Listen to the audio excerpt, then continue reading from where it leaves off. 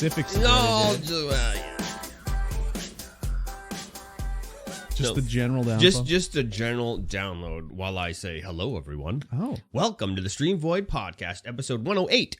Wow. Yes, that's right. Crazy. It is the 108th episode of the Streamvoid podcast. Yes. I am Mikey T. Of course, across from me is KurbStomped. Hello. You can find us everywhere under our respected monikers. Yes. Yes, just look for us. We're there. We're out there. We're doing things. Yep. I'm not really. Curb is, though. Okay. It's Sunday.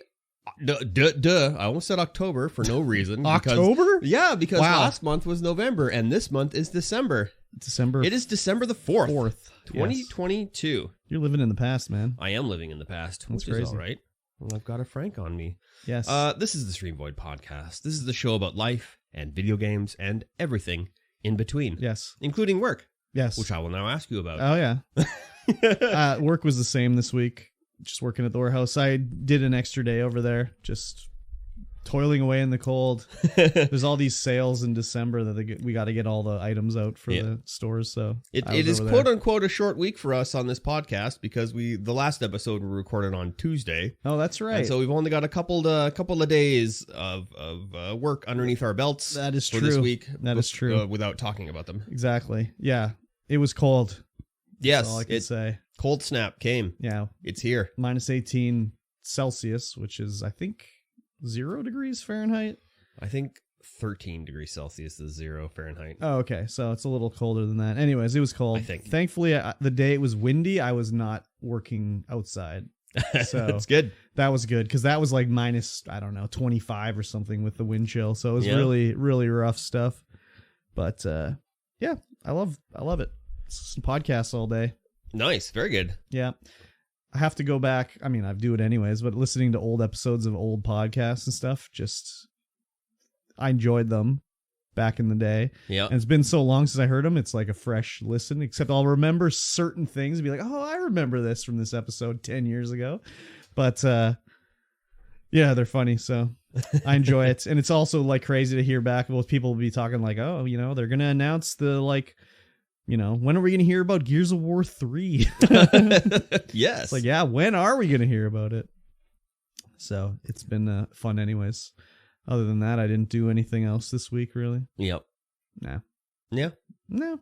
I ordered DoorDash yesterday, but it still had my work address on it for some reason. So buddy called me. He's like, yeah, I'm at the overhead door. And I'm just like, oh my God, sorry, dude. I'm at home. Thankfully, home and work are like a 2-minute drive away. Not very far. But when buddy dropped my food off, I gave him an extra $5 because I fucked it up. So. Yeah, good. Yeah, so. But he was the weirdest DoorDash driver I've ever seen. He had like a DoorDash magnet on the side of his car. Oh, yeah, I've seen a couple of cars like that. I've never seen that before. He was wearing a DoorDash jacket and a hat and stuff like that. Straight up DoorDash employee. Yeah, I was just like, but that's the thing. He probably paid for all that himself. He's proud of his job. I mean, I guess so. I mean, he probably gets a discount on it. I guess so, but whatever like, a discount is. I don't know, man. It just seemed weird to me. Like, what is this? You slap the DoorDash magnet on the side of your car. It's like, I don't get towed anymore. Like, what's the deal? I don't know. So crazy. Yeah. But my food was still warm. Very good. He was like the most, because he had it in double bag. Like it was in a bag. Yeah. Like an insulated bag in another insulated bag. Wow. Yeah. I ordered skip the dishes from Quesada the other day. Oh, yeah. And it was like, oh, we got a lot on our plate. It's going to take a while. I'm like, yeah, that's fine. Yeah. 53 minutes later, it shows up. It's just ice cold. Oh, God. Like, how long was that sitting there for? Yeah, exactly. Just ice cold. Is this still safe to eat? Yeah, exactly. I'll believe it's safe to eat. I love Quesada. That's up the hill? Yeah. Yeah. I had it one time. I ordered it. I didn't realize it was just like a chain. Yeah, totally just a chain. So when I got it, I was like, oh, I thought this was like a local place or something like that. I was disappointed, but it was fine. Yeah. So I get the burrito bowl, just a deconstructed burrito in a bowl. Yeah, that's good. My favorite. And it's just, it's such a huge bowl. I've never had that. I don't remember what I had, but I just thought it was like a sort of more like smaller, like, I don't know. Yeah, like a local not chain. necessarily local, but like just like a few spots that'd be whatever. Tricked like ya. Tacofino maybe, something like that. Yeah. No, so huge. Yeah, it's like a huge chain. So when I got like it, Subway. they had nice logos and everything on the packaging. I was like, oh, damn it. Oh man, exactly. This is an ultra super chain. Speaking of like restaurants, have you ever had the African place that used to be downtown? No, it's over here now though. Yeah, it's moved over here. I want to try it. Yeah, everyone said Afro fusion, something like that. But I was like, man, are they gonna have like a nice like curried goat or something like that? Oh yeah, that'd be good. No, I haven't tried it yet. I know. They're not open it's yet. been over. Oh, they're still working on it, I think. Oh, okay. I'm thinking about the Jamaican place. Oh yeah, I've had that. Yeah. I don't know. That's I mean that's jam can, so it's like Jamaican, but it's like you Canadian, can just get a burger there. Yeah, a Jamaican burger. It's mostly just, well, not even Jamaican burger really. It's mostly like you go there, most people go there and get a hamburger, but if you're really like adventurous, you can get your like jerk chicken sandwich. Yeah. So it's good there anyways. But no, this one's going like where the 7-Eleven used to be, or where the Money's place used to be, right next to the 7-Eleven on Tronquil there. I don't want to get any more details than that. Yeah, really, no, I'm trying to think of where that is. It's like next to the Dynasty Garden. Chinese place. Little strip mall there. Oh, yeah. Okay. Across from the can. Yeah. Okay. Anyways, it's moving in there, so I want to try it out. But yeah, food. Anyways, that was my week, basically. Yeah. What about yourself? I'm trying to think of what I did, but I actually... Yeah, work was work, essentially. The big boss came down. Oh, yeah, you were supposed to go and have a meeting with him or dinner or something? Yeah, we had the manager's Christmas dinner. How did that go? That was good. Nice. Yeah. Had a good time? Because it's a family-run company, everyone's, they treat you like family, right? So they shit on you and passive-aggressively talk to you? No. Oh. I don't know what kind of family you got over there, but no. Not really. Yeah, we went to Atlas Steakhouse. Mm-hmm. And, of course, the boss footed the entire bill. It was lots of drinks, lots of food. Nice. I had the crispy chicken with foie gras. Oh, wow. No, not crispy chicken. Crispy duck with foie gras. Wow, how was that? Yeah, it was super delicious. So you're ethically okay with eating foie gras? I was like, isn't this illegal? I'm going to try it. I don't think it's illegal. I think it's just like... I thought they banned it, that you couldn't make like foie gras in the traditional way. Maybe in the traditional way, when they jam a pipe down the goose's neck or whatever and force feed them. Yeah. I think they just let them eat as much as they want now. So they don't force feed them. Yeah, it was, I'd never had it before. No, me neither. And it comes and it's just like a crispy chicken and like a broth duck. with crispy duck in a broth with sausage, white beans, and parsley. Oh, yeah. Which is weird. Yeah. And the duck was super good and the foie gras is just melts in your mouth. It's just like fat butter. Yeah. It's just like a combination of fat and butter. So how much did that, I know you didn't pay, but how much did that meal cost? I think it was $35. That's it? Just for that? I would have thought it would have been more. So I had, it was happy hour or whatever. Yeah. So they brought out homemade kettle chips with a homemade sour cream dip. Oh, yeah. And I was like, oh my God, this is so good. I smashed the entire, they brought out 3 trays. Yeah. For like the table, and I smashed one of the trays on my own.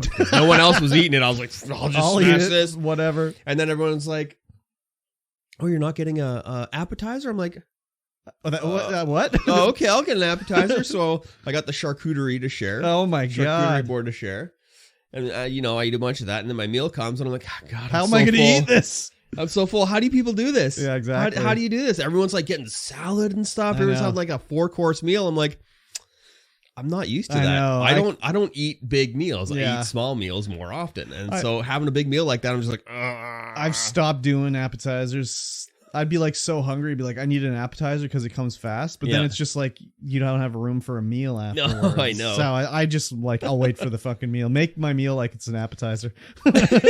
And they brought out these buns that were made in like a fried bun. Yeah. But they had like a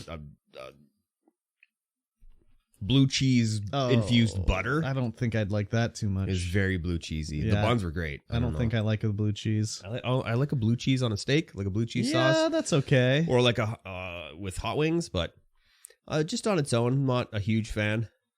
The charcuterie board had a huge block of it. Oh yeah. Crazy. Yeah, it was. I mean, it's really creamy, and it had like that blue cheese taste that everyone loves. It was a really high quality blue cheese. Yeah, I would think. But it's not my favorite taste. That's for sure. Definitely not. That's for sure. Well, that's cool. So, how many people were there? Probably about 12. That's not bad. Yeah. Nice. Yeah. And how long did it last? 5 hours. Oh, wow. Okay. Yeah, we were at Atlas for 5 hours. Nice. It was great. I'm not used to being out to dinner at a restaurant for that long. Oh, yeah. So, yeah. But it was pretty fun. Pretty fun. Was it like a dinner or was it like a party? It was like a party. Yeah. I'm not ever at a restaurant for 5 hours, but I'm at a restaurant for 5 hours like party time. At the end of the night, the boss was drinking not cappuccino, espresso. Oh, yeah. With Sambuca shots. Oh, God. Oh, my God. I was like, that smells really good. I don't drink. Yeah. Yeah, they were. Was the boss like, my boss would be like, Mike, you're drinking this? No. No, definitely not instigators like your boss, but yeah, Ken definitely drink. At my staff party, his son was leaving. His son's like 21 or 20, something like that. And I'm like, hey, your son's trying to leave without taking a shot. Tell me he has to take a shot. And he's like, take a shot. So then we lined them all up with shots. So yeah. Yeah, it was a good dinner. It was fun getting to know everyone. Everyone had their wives out and stuff like that. Nice. I couldn't bring mine. No? She double booked a shift. Oh, dang it. Oh, well, that's okay. Yeah, it was good. Yeah, fun. Yeah. Sounds like fun.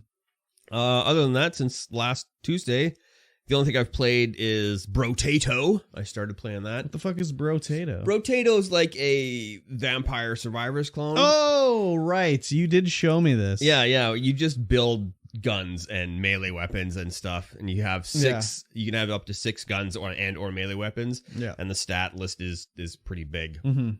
I mean, I guess Vampire Survivors has your stats for your character are fairly big as well. Yeah, it does. And then you can upgrade them all with like every level. You can buy different things to upgrade your stats, like the alien tongue to give you longer pickup range, or alien eyes to make it so every so often you shoot lasers out of your eyeballs. Okay. And there's all kinds of. So I found out that all the weapons have a subclass. So like it'll be precision or primitive or something like that. And so the more of those types of weapons that you have, the bigger your stat bonus has. So for precision, the more if you have 6 precision weapons, you get like 50% crit. Oh yeah. And if you have like 6 primitives, you get I think 20 hit points. Oh yeah. And so you can stack them stuff, and some of them have multiple stats, so medieval and precision, or medical and medieval. Oh, interesting. Yeah, so it's pretty cool. There's a lot of little combos you can build up in there, and it's not like it's wave based. So you get attacked by waves, and you have to survive like 30 seconds in that wave, and then it goes to the buy menu, so you can like buy stuff, upgrade stuff, depending on how much resource you pick up over that wave, and then you just survive as many waves as you can. I think I've gotten to wave 20, which is the first boss. Haven't been able to beat him. He just one-shots me every time. That sucks. Yeah, so it's I don't know how to build to survive that, or just be good enough to do it. I guess just dodge. So, do you like this more or less than Vampire Survivors? Less. So far, less. Okay. But I guess because there's not a lot to unlock. Like there's no progression really, except for in characters that you can play. Different potatoes, as it were. Oh, different I see. Brotato. Yeah, so you'll have like a guy who just has like plus 50 engineering so that you do turrets all the time, but he has like negative 60 attack speed and negative 5% damage or something like that. And there's a bunch of unique ones. So like one of them ones is like you can have up to 12 weapons, but for each weapon you have, you gain negative 5% damage. Oh, jeez Louise.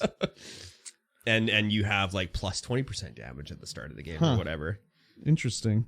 Yeah, there's a lot of cool little intricacies and little combos, but there's no real progression to it. Like you don't unlock anything other than those characters. Yeah, that's one of the big things about Vampire Survivors is just like getting the unlocks and earning like there's just so much shit in there. It's like what are these cards all about now? And like what is going on here? So I've got all of the cards unlocked in Vampire Survivors now. There's still 2 artifacts I'm going for. One, I just can't get through the Bone Zone to get that thing. Fuck, I've managed to survive 30 minutes in the Bone Zone, but it's so hard. Yeah.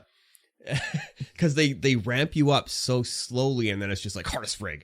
Yeah. It's like, oh, here's a couple skeletons. Oh, here's a couple skeleton heads. Oh, you went up a level. Good for you. And then 5 minutes in, it's like they just swarm you. And you're like, oh my god, how do we even get through this? That's the bone zone for you. And the bone zone, there's no like wall chicken. You can't. There's no chicken that drops. Oh, there's no healing. There's no ground chicken. Yeah, so you have to have, one of the weapons that gives you lifesteal, like a whip. Otherwise, or something like that. Like either the whip or garlic or something like that. Crazy. And then the way to get the relic in there, I don't know how to do it yet. I'm pretty sure I know how to do it, but it's like, oh my god, I don't know how to do this. I was looking on this website, True Achievements, which tracks your Xbox Live achievements and like sort of ranks them. They give them their weighted percentage. Like, yeah. If it's harder, it's worth more because less people unlock it. Blah blah blah. So I sorted it by like which games I had the most achievements in, and like the Vampire Survivors is like at the top of the list, or one of the top ones, because I have like 77 achievements and there's like 140 something in it. Yeah. But you know which game on Xbox Live has the most achievements? What's that? The Master Chief Collection. Oh, it has yes. like 500 achievements. Oh, it's got all the games within. I know, but it was just like, I was like, holy shit, that's a lot of achievements, man. I remember when the max was 50, hard max 50, nothing more. So after we were done recording last week's podcast, I got a message from one of the guys at work, and he's just showing me a shot of his Vampire Survivors, being like, "What have you done?" And he's getting it. Is he playing on Steam Deck? No, he's playing on PC. Oh yeah, but yeah, he's like, yeah, man, love it. Yeah, it's a good one. Yeah, it's a good one. It's surprisingly good for something surprisingly small. As simplistic and small as it is. And like, I don't know how many people are working on it, but like the updates from remember when it first dropped to like now? Oh yeah. It's like, holy shit, they added so much stuff, and it's not that old of a game. Yeah. So, it's crazy. Yeah, I can't wait for them to release more. I hope they release more. I'm hoping that's kind of like they do it like Terraria, where it's just like, yeah, we just add stuff to, here's 1.5. Yeah. Here you go, a bunch of new shit. So, yeah. Or a sequel or something, I don't know. Anyways. Yeah. And then the other night, I was like, I was just like thinking, I need to play something Bethesda. Bethesda? Yeah. Okay. I was like, I'm going to see what I got to play on the deck. Okay. And you don't have anything. Yeah, I was going to say. I was like, okay, I don't have anything to play on the deck. Mm-hmm. So I was like, oh, maybe I'll just play some Fallout 4 on the TV. Why just Bethesda? Oh, I just wanted to play some Fallout, really. Or like... Just a first-person adventure game? Just a first-person adventure game. Okay. I was like, I was feeling the Fallout, so I like installed Fallout 4 through Xbox. Yeah. I was like, okay, yeah, I'm going to play this. Okay. And then I was like, I'll see what's on the deck. Okay. And so I ended up installing Valkyria Chronicles 4. Yeah. Because I've been wanting to play that. Okay. Because I played, I don't know if it's the first one or the second one, but whatever was released on Xbox 360. I don't know which one was on the 360. Oh, I don't have it sitting over on my shelf. Yeah. Yeah, it was one of the Valkyria Chronicles, and I absolutely loved it. It was so good. It was like a turn-based tactical shooter. Anime. With extreme anime in it. And yeah, the first story was really good. I was terrible at the game, but I managed to finish it with like C's and D's for like my you beat missions. a game? Yeah, I was one of the... Well, the storyline was so good. Okay. Because it was so anime that I just had to like play it all. Okay. And so... I don't know what happened to Valkyria Chronicles 3 or 1 or whatever the first one was or second one. So I bought 4 the other day. I mean, I guess it was last year sometime. Yeah. And I'm now finally getting around to playing it. Nice. And so I'm a couple missions in and I'm just playing on the deck and I'm like, yeah, this is good. I like it. Nice. I like it. It's very intricate in the way that it works just because it's, it's like a Japanese RPG style or tactics style. Yeah. So there'll be guys some of your troops will have different stats depending on if they like the other guys they're working with or it's like if a dating they're in simulator. The dirt. Yeah. So like one of them has like husband at home. Oh yeah. Whereas if she like goes and stands next to a male, she's reminded of her husband at home and gets lower defense. So she's like, oh god. I love it. And so you have to like build your team around that kind of stuff. Yeah. But they've introduced snipers and mortars in this one. Oh yeah. So like you can have a sniper and a mortar launcher.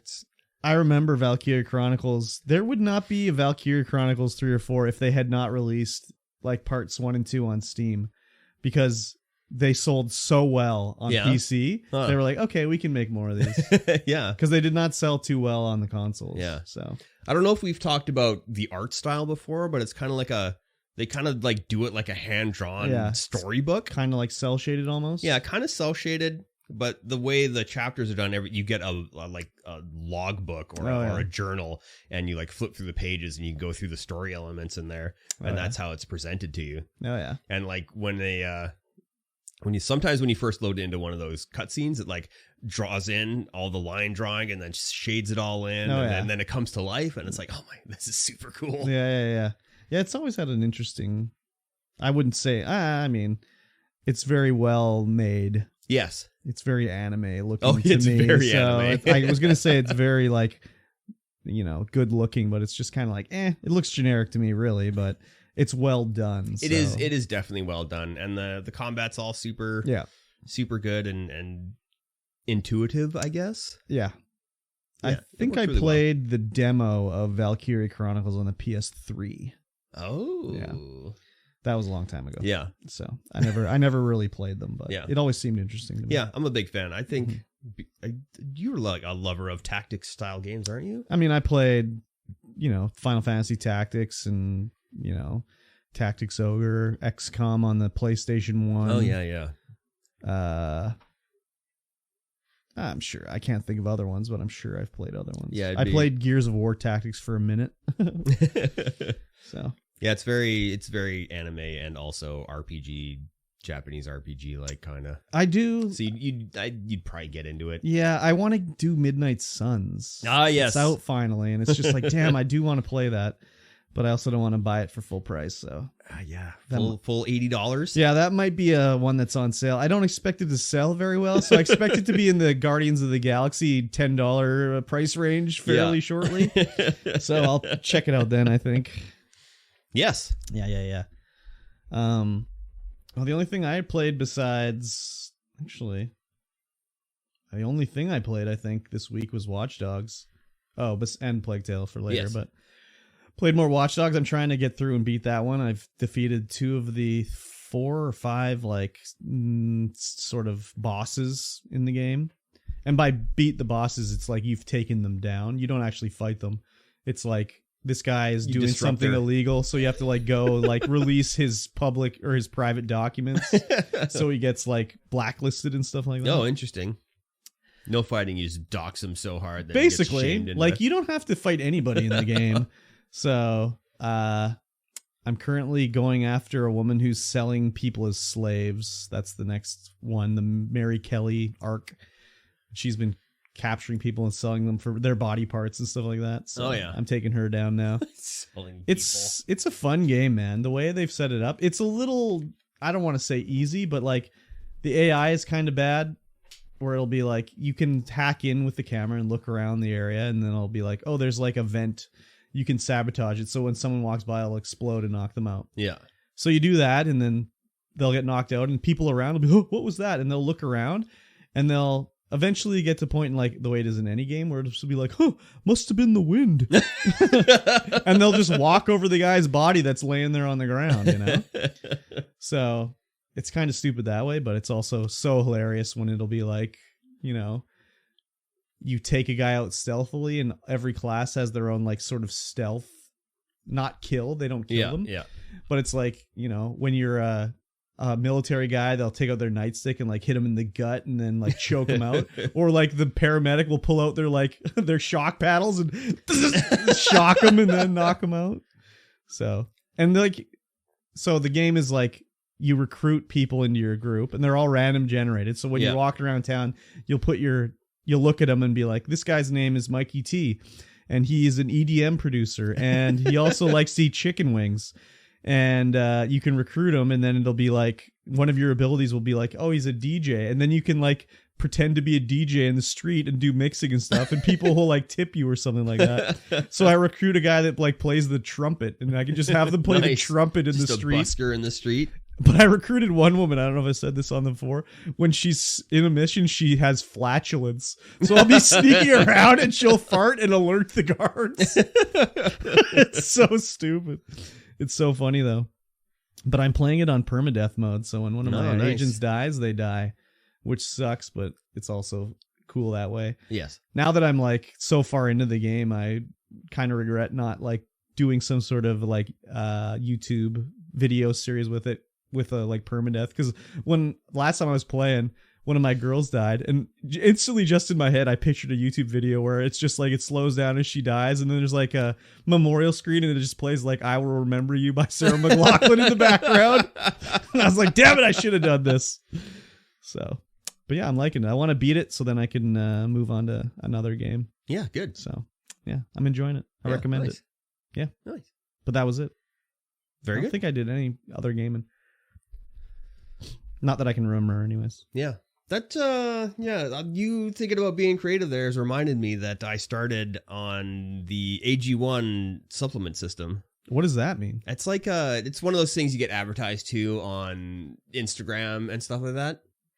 But it's like a nutritional supplement. Okay. So it's got like your vitamins, your probiotics, prebiotics. Okay. It's like just the greenest shake you could possibly have. Okay. You have to drink it in the morning before you, have anything, so you have it on an empty stomach, and it's kind of weird because I feel like I don't know if it's placebo or not. Yeah, I was gonna say, but I feel like it's working really well. Okay, because I'm not. I don't feel like I should go to bed at 8 o'clock at night anymore. Oh, really? I'm up until like 10, 11 o'clock. I got way more energy. Okay. I'm feeling more creative. Okay, you know. Okay. I don't feel as stressed anymore. Is this an MLM? So, it's not an MLM, okay. No. But I do. It's kind of weird because you think it's saying stuff about being creative. I'm like, yeah, I'm feeling a lot more creative now. I'm feeling. Okay. I'm feeling like, you know, things are better. Oh my! Don't toy with my heart here. My sister turned me. She was like, "Here, you should try this stuff." Okay. Like, so like, what is it? It's just like a multivitamin drink, but with like prebiotics, probiotics. You just what? Is it just like a powder? Yeah, it's like a powder. Do you have to add anything else to it? Just water, like 8 ounces of water, powder, shake it up. And it's just like in a packet or something? Yeah. Okay. And it's super dusty. Okay. All right. If you drink it right away, it's super dusty, and it just tastes like. How much does this shit cost? I think it's like $100 for a month's supply. It's a little bit on the expensive side. I'm intrigued because you're like saying like it's working for you, but it's also like, that's also, it could be a variety of things because it could also be work. I'm less stressed, and it could be a lot of things. So I can't really put my finger on it if that's the thing that's doing it. Yeah, work has been like that for a while though now. That's true. It's not like it's just been in the last. How long have you been doing this? I'm almost through my first month. Okay. Interesting. Yeah. Okay. All right. Yeah, it is. It's hashtag non-sponsored, of course. Yes, I'll put that out there. We're not sponsored by this product. Okay. And it is a product that I believe sponsors people, but it's made in New Zealand. Oh, good night. Wait, that's the wrong one. All right. Who knows? Well, maybe. I don't know. Maybe I'll just fucking YOLO it. Who knows? Yeah, I mean, I feel like it's working for me. All right. I feel like that. Maybe I should try it out. You could. All right. Maybe we'll talk about it afterwards. Yeah, sounds good. And get a link or something like that. It sounds good. I'll give you my sponsor link. Oh, I knew it. I knew it was an MLM. I knew it. Just kidding. Yeah, I don't know. I just thought I should talk about that because I'm doing really good. I like it. Doing really good. I like it. Yeah. We're done watching Andor, of course. Unfortunately. Yeah, that is actually unfortunate that it's over. Andor's over until 2024. Is it? God damn, I don't know, man. But yeah, probably. So long. But I mean, you know what's coming this spring? Mandalorian season 3. Ah, yes, that'll tide that old chestnut. I gotta fucking catch up. Or should I just go into it season 3, just raw dog it? No, you need to catch up. There's a lot of things that happen in season 1. Yeah. That and even did you watch all of season 2? I ain't watched none of either. Season 2 is the I watched like 2 episodes of season 1 of The Mandalorian. And you haven't watched any of Boba Fett? I watched of season 2 of The Mandalorian, and I watched 1 episode of Boba Fett. Boba Fett is season 2 of Mandalorian. No. There was 2 seasons of The Mandalorian, wasn't there? Book of Boba Fett's a different show. I'm pretty sure Book of Boba Fett is season 2 of Mandalorian. No. Oh, we'll look it up after. You're mistaken. We'll look it up after. They wouldn't throw away their branding like that. Well, it's Book of Boba Fett is essentially just Mandalorian season 2 because the Mando is, Yeah, but I mean, I don't know. Anyways, no, I watched I think I only watched 2 episodes of Boba Fett. Maybe I watched more. I just remember he was in the desert, and I know you did watch a few, and you weren't impressed by it at all. No, I was definitely not. So, but anyway, we digress. Yes. We are watching Willow now because Willow was released on the 30th of November, and of course, Willow is a series based on the Willow from 1989. 8? The movie from the time starring of the 80s. Val Kilmer and starring Val Kilmer, of course, yes. Warwick Davis. And classic. other people. I don't know who else was in it. Yeah, I can't really say who was the top billed actor in that other than, Warwick Davis and Val Kilmer. Exactly. This takes place 20 years, 15 years after the first movie. The baby's in the idea of the show is Elora the baby, Elora Danan. She's been spirited away. Yes. And whatever. Hidden away. I guess you've away. only watched one episode, so we're only talking about one episode. So I'll let you lead because I watched both.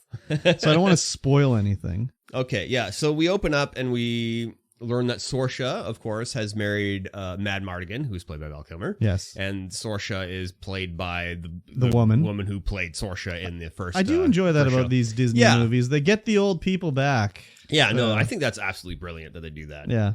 And they've except had maybe twins. Boba Fett. Yeah. They've had twins. I can't remember the names of any of them. Hang on. Let me pull up a name list. It's Arik and I think his name's Eric, and I can't remember her name. Damn. Yeah. Hang on. Willow characters. No, 2022. Yeah. What was her name? Damn. We're so very unprepared here. Yes. She had a nickname. Kit. Kit. But that's not her real name. That's her nickname. Princess think. Kit. That's what everyone calls them. And Eric, Prince Eric, is spelled AIRK. Yes. Eric. He's a man whore. A little bit. A man whore. Yes. But it's also got, and there's also another character named Jade. Yes. Who is, she was in Falcon and the Winter Soldier as the main bad guy in that, or bad girl. And who is she in the show? She is Jade. And that is what her that is Kit's sparring partner. Sparring partner. She was the bad guy in Falcon Winter Soldier. Yeah. What was she? A 19-year-old bad guy? Yeah. That's crazy. She looks quite different. Oh, yeah. in both shows. She looks way older in Falcon and Winter Soldier. I would say quite so a bit younger. She looks young in this show. Yeah. So that's crazy. Yeah.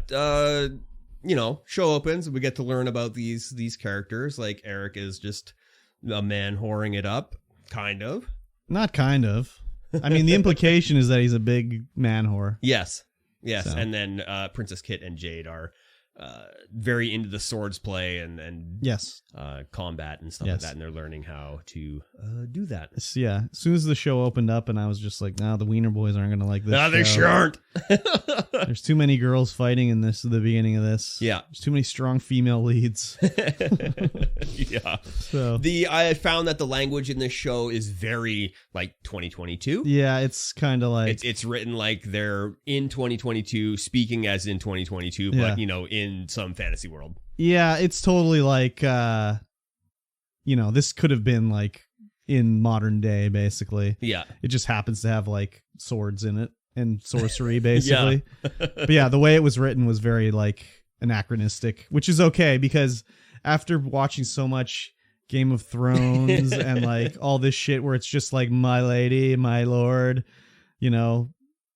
sort of like gritty fantasy, this was kind of like a nice like, this is just like a family show here. I'm okay with this. So we get to see a little bit of the city in this, and it's done. It's a throwback to kind of sets that they would do back in the day where it looks okay on an 80s camera, but in 4K 60, it doesn't look like, you can tell it's just like a built set. Yeah. I actually really like that aspect because it's like a harken back to what Willow was, or they just built everything and it was done on, a budget. Exactly. And it looks like it's built. It doesn't look like it's fully CG like a lot of the places that they go. Yeah, I mean, there is some that's obviously CG, for sure. like the castle exterior. Yeah. It's not like they built a fucking giant castle or whatever. Yeah. It would have been cool if they did it more like they did it back then, where it's like, we got a nice matte painting back here that we did of a castle. Stand in front of that. Those are the best. Yeah, I love the matte painting background. Yeah, so... we learned that in this episode that Kit is betrothed to... The way the kingdom is run is that there are multiple kingdoms that run their little areas in a democracy, I guess you could say. It's democracy, really. And Kit has been betrothed to Graydon Hoster. Yeah, and who was this guy? I recognize this guy, but I don't know what I recognize him from. He's been in a lot of things. Yeah, I totally recognize him, but I was just like, I don't know what he's from, but it was also, that's a typical like fantasy thing, like also Game of Thrones and all that shit. It's always like, let's unite House Lannister to House Tyrell through a marriage. Let's have your daughter marry my son or whatever. Yeah. So I'm not too surprised about that. But again, it was totally just like, the way they're talking and acting was just modern day. I'm surprised they didn't say so. Oh, it's all good. Yeah. That's kind of the way it was anyways. Yeah. And so Graydon Hoster is played by Tony Revolori. Okay. And I recognize him. He's been in a lot of things, but I don't know. Nothing major? Nothing, nothing major that I can think of. Yeah. Yeah. He's very like recognizable looking dude. Yeah. So. And the way he plays the character is kind of just like, he's just monotone and uninteresting. He's just, yeah. I mean, at least in episode 1 anyways. Yeah, at least in episode 1, yeah. Yeah. And so him and Kit are not a good match with like, they're very different people. Yeah, exactly. As it were. So all this time, Sorsha has been getting telepathic prompts from Willow. Like, the Gales are coming. The Gales are coming. Yeah. Evil is coming back. Yeah. So... Oh, yeah, I guess we better not gloss over Eric and his maiden, his biscuit maiden. Yeah, Dove. The Dove, yes. So the biscuit maiden, I can't remember what her actual name. Let me see if I can find it. It's Hildegard. Ellie. Or it is just Dove. Her name's Ellie Bramber, the actress. Well, no, that's her. Dove is her name. Yeah. Don't look too much into that, but in the episode 2, her actual name is like Hildegard. Oh, okay. Yeah. So. Oh, well, I know what her actual name is because they say it at the end of the episode. Oh, do they? Yeah. Oh. I didn't remember that. Well, yeah, because Willow comes out and he's like, I recognize you. Oh, that was the end of episode 1? That was the end of episode 1. Oh, I thought that was in episode 2. Okay. Yeah, her name anyways, her real name is Hildegard. Her given name. Yes. Yeah, we find out that Eric and Dove are like, oh, no. Eric's going to like commit to her and whatever. Yeah. Because he's like a notorious man whore, but now he's just like, oh, I am digging you. Let's get married or whatever. Yeah.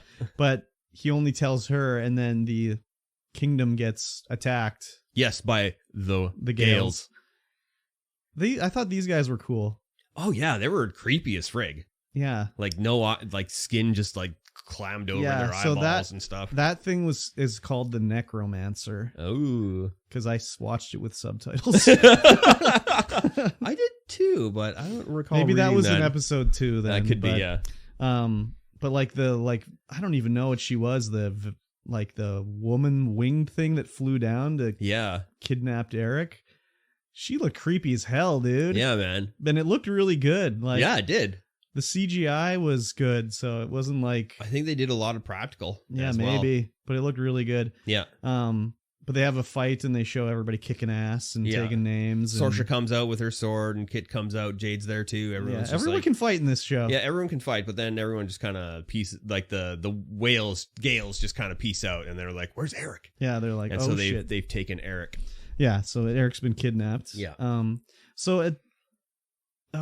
So the way they were talking about this, it's like Elora Danan, she's the key to all this. Yeah. I mean, I haven't seen Willow in a million years or whatever, so I don't really remember. But I was kind of thinking that like Sorsha was Elora Danan's mom. So then when the implication came by that she was Elora Danan, I was like, oh, she was making out with her brother. Like, that's fucked up. But like, who's her mom? Because nobody knows. It's like they just put her into, because she has the tattoo on her arm, or the birthmark on her arm, that she is Elora Danan and is going to unite the kingdom and bring the end to all evil. Yeah. They just kind of like, you don't actually see who it is. They just stick her in the water. But then Willow looks after her in the movie. Yeah. But yeah, so we don't know who her mom is or whatever. Yeah, I definitely don't think it's Sorsha. I was thinking it was Sorsha because like the whole first Willow movie is like Sorsha has to take out her mom, right? Well, the first Willow movie, Sorsha is after Elora Danan trying to get her so that she can be killed. Well, how did she turn good then? She turned good because, Val Kilmer and his Mad Mardigan and his good luck charms. Oh. And so she eventually falls. His slapstick humor? His slapstick humor, yes. Okay. It's been so long. So I thought Sorsha's mom was trying to kill Elora Danan and she stopped her mom. No, eventually she did. Okay. Yeah, I need to revisit eventually Willow. Sorsha turns good. And then stops her mom. Oh, okay. Because she realizes that her mom's insane. Okay. Yeah. So anyways, but they have to go like rescue our Eric. Yeah. And Kit's like, is that her name? Kit? Kit, yeah. She's like, I gotta go do it. And her mom's like, okay. Sounds good. She's like, no, I said I'm gonna go rescue my brother. And she's like, yeah, I said it's okay. So then they make their little fellowship to go to go rescue him. And it's like one of the old ass knights. Kit. Jade. And Borman and Prince Graydon. Oh, Borman, yeah. Borman was in the prison. I don't know why. Why was he in the prison? Well, we don't find out till the next episode why he's in the prison. Yeah, I think. Like they're like, oh, Borman, and like the queen is always going down to talk to Borman, and when the Gales come, she lets Borman out to go fight them, and then he tries to escape. You don't know about why until episode 2, so I won't say why because Mikey T only watched one episode because we had a lot to watch this week. Yes, we did. So we're gonna record Weebus Plebus after this. So Borman, and also they're like, your husband to be should go too. And he's like, what? I'll just stay here if that's cool. And they're like, nah, you're gonna go. You're gonna go. So they have to go on their new fellowship to go rescue Arik, and they have to go through the out to the like barrier into the blasted lands, or what is it called, broken lands or something? I don't even know. Well, they got to go beyond the Shattered Sea. So Borman is a man who's been everywhere that we heard from this episode, except beyond the Shattered Sea. Nobody goes beyond the Shattered Sea. Well, he doesn't know they're going beyond the Shattered Sea until they go talk to Willow. And Willow's like, yeah, we gotta go. She's across. There's an old bag we gotta go beat. Eric's over across the Shattered Sea, and Borman's like, the Shattered Sea? Are you crazy? So after they leave the city with their crew, they realize they're being followed. Yes. And they find out it's Dove that's following them. Yeah. They're like, she's like, I gotta go. We gotta find I gotta rescue Eric. Yeah. He said he loved me. Yeah. And they're like, whatever, you can go back. And then she's like, I can cook. And they're like, what can you cook? So she cooks, and they're like, "Oh, that's pretty good." What did she give him? Like weasel stew or something? Stew. Oh, possum stew. Yeah, and Borman takes the first bite, and he's like, "Oh, yeah, okay, yeah, you can come with us." So she actually takes off at first light before anyone's up to go and try and find the gate to the barrier and get through, because you can't go through the barrier. The barrier's there to keep everything out and everything in. Yeah, and there's one gate that is being guarded by a garrison. Yeah, and so Borman knows where it is. Yeah, or is it? The old I think it's the commander guy. The Knight Commander knows where it is. But we find that Dove is like trying to get across this chasm, because there's a chasm and then there's the barrier. Yeah. And she's trying to get across the chasm on a fallen over tree. No trees anywhere else for 1,000 leagues. Yeah, but there's a fallen over tree across the chasm there. Yeah. And at that time, the company is just making their way to the garrison through the gate, and they find this writing on the wall in some kind of red mysterious paint. Yes. Could be blood, who knows? No one can read it except Graydon, because he's a nerd. He's a nerd. He's educated. As he starts reading this, just like a demonic prayer, earthquakes start to happen. While Dove's crossing the mysteriously placed log across the chasm. If I started to read some like demonic script and I read like one line and an earthquake happened, I'd be like, I'm not going to read it. I'll just read it in my head. I'll read it in my head I'll give you the gist of it. I'll give you the gist. So the earth's shaking. The earthquake's shaking and so Dove's on the thing. She's got to hurry it across. She hurries across. Yeah. She gets to the barrier. The barrier is like blocking her left and right as far as she can see. And she's on like a strip of land like 10 feet wide with nothing on it. Yeah. She sees a butterfly on the barrier, so she realizes that, well, she can probably touch it. On the other side of the barrier. On the other side of the barrier, yeah. So she touches the barrier, and then she just parts the barrier. She's just like, I'm just going to make a little hole in the curtain here and walk through. And I was like, really? That's how you get through the barrier? You're some kind of wizardy thing. What's going on with her here? Witchy, wizardy enchantress kind of thing. And I'm like, okay. And so they get through to the other side. She gets through the other side and starts walking. The other crew gets through the other side. They realize the garrison's just abandoned. There's nobody there. And everyone's like, what the hell's going on? And so they start riding off on their horses and they come across Dove, who's somehow like 1,000 miles ahead of them. Well, she left earlier in the day. So yeah, but she's on foot. Yeah, but and they were at the barrier at the same time. Maybe, well, I mean, yeah, they showed it in the show. They were at the barrier at the same time, but I just assumed she was there earlier at the barrier, basically, because she rode and abandoned her horse on the other side of the barrier. But this scene here, when they meet up and they're like, you can't be alone here. And the old guy's like, it's really dangerous here. And I just was like, okay, rest in peace to this guy. Just thunk. Yeah, he gets shot by an arrow. Like, as soon as he started talking, I'm like, well, this guy's dead. And he gets arrowed. So what are these guys called? I don't know. There's some kind of marauders. Skull Riders or something like that. They're like after him. Yeah, they're from the first. They're in the first Willow, the movie. They know Borman. They know Borman. They know Borman. They're like, hey, Borman. Yeah. So, what are you doing? So they're like trying to escape, and Borman's whatever, knocking a few off the horse or whatever, and they're dodging arrows and stuff. Like,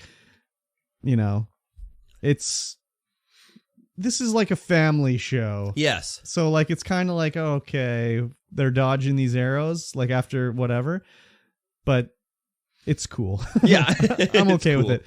So they're like charging towards like a cliff with water, and like, Borman's like doing some chant, and the horses yeet themselves off the cliff and they're in the water or whatever. And they finally get across, and they're like, what does that word you were saying mean? Like, she's like, oh, it's old Andorian for like stop running or something like that. It's like, okay, this is stupid, but whatever. Yeah.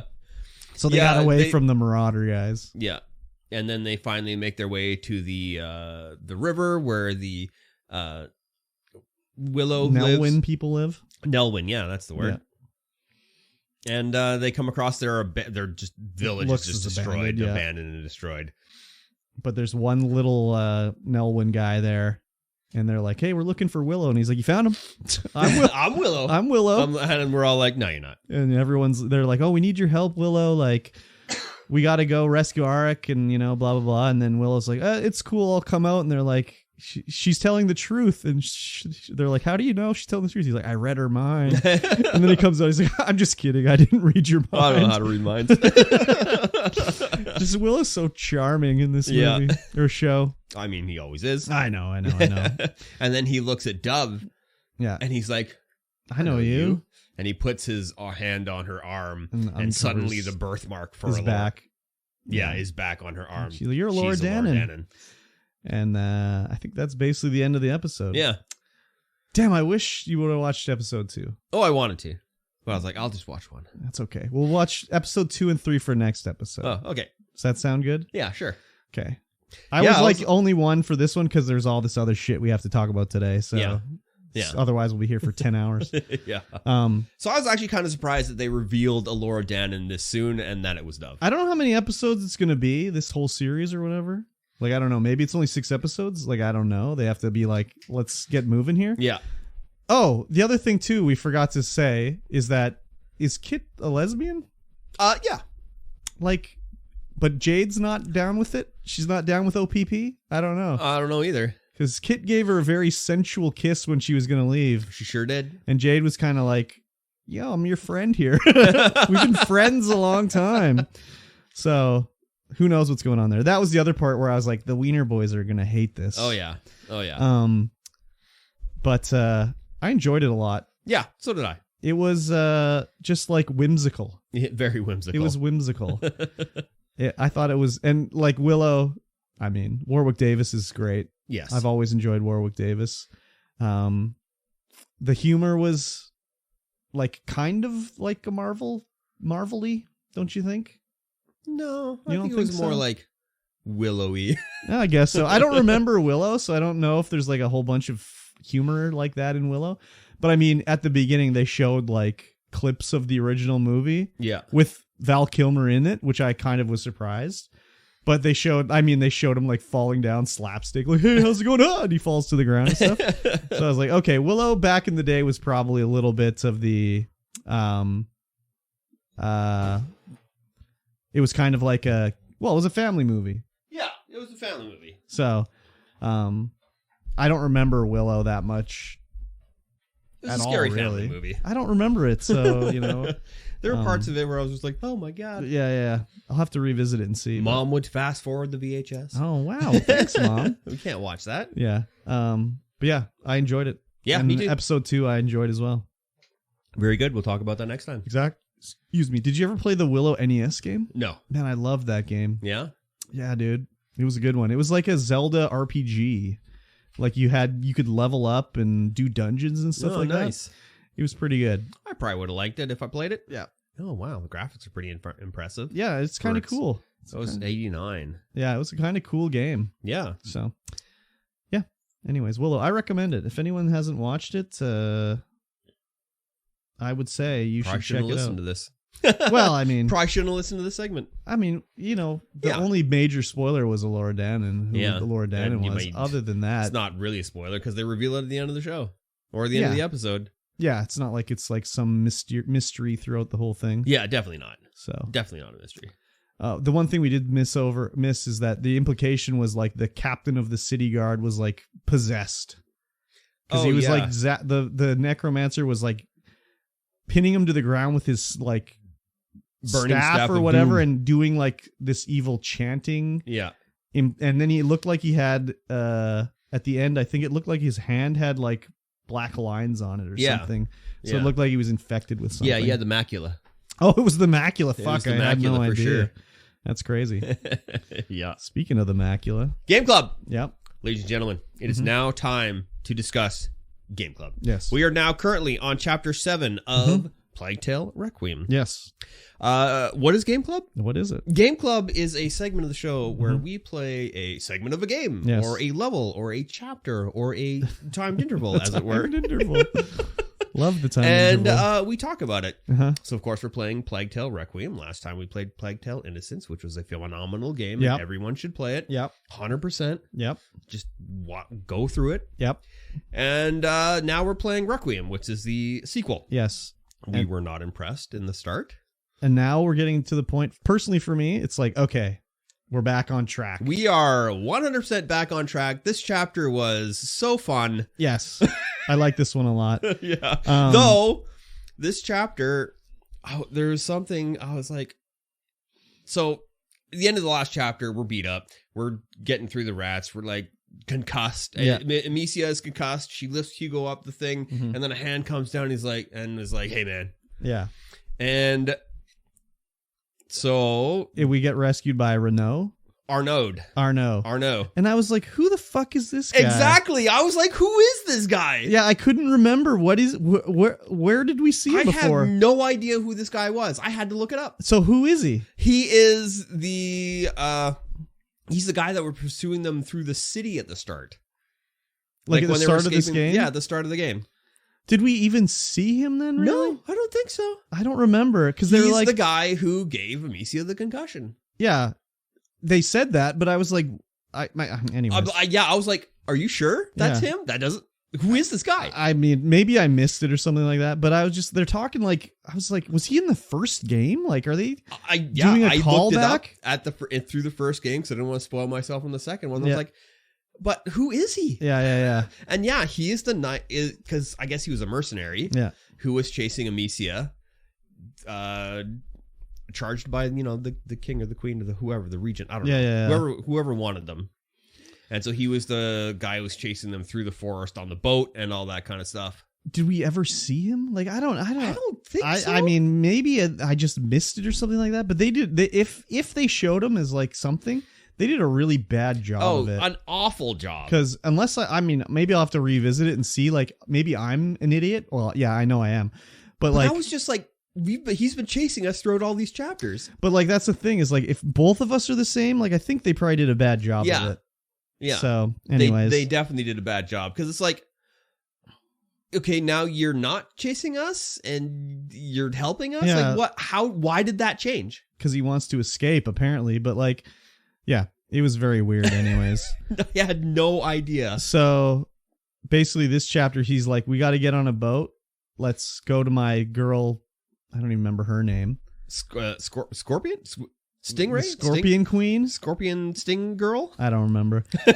She's got a boat. Yeah, she's got a boat. So and you want to be there. on a boat. Yeah. And the first section of this chapter is just, walking and talking, which was fine. Yeah.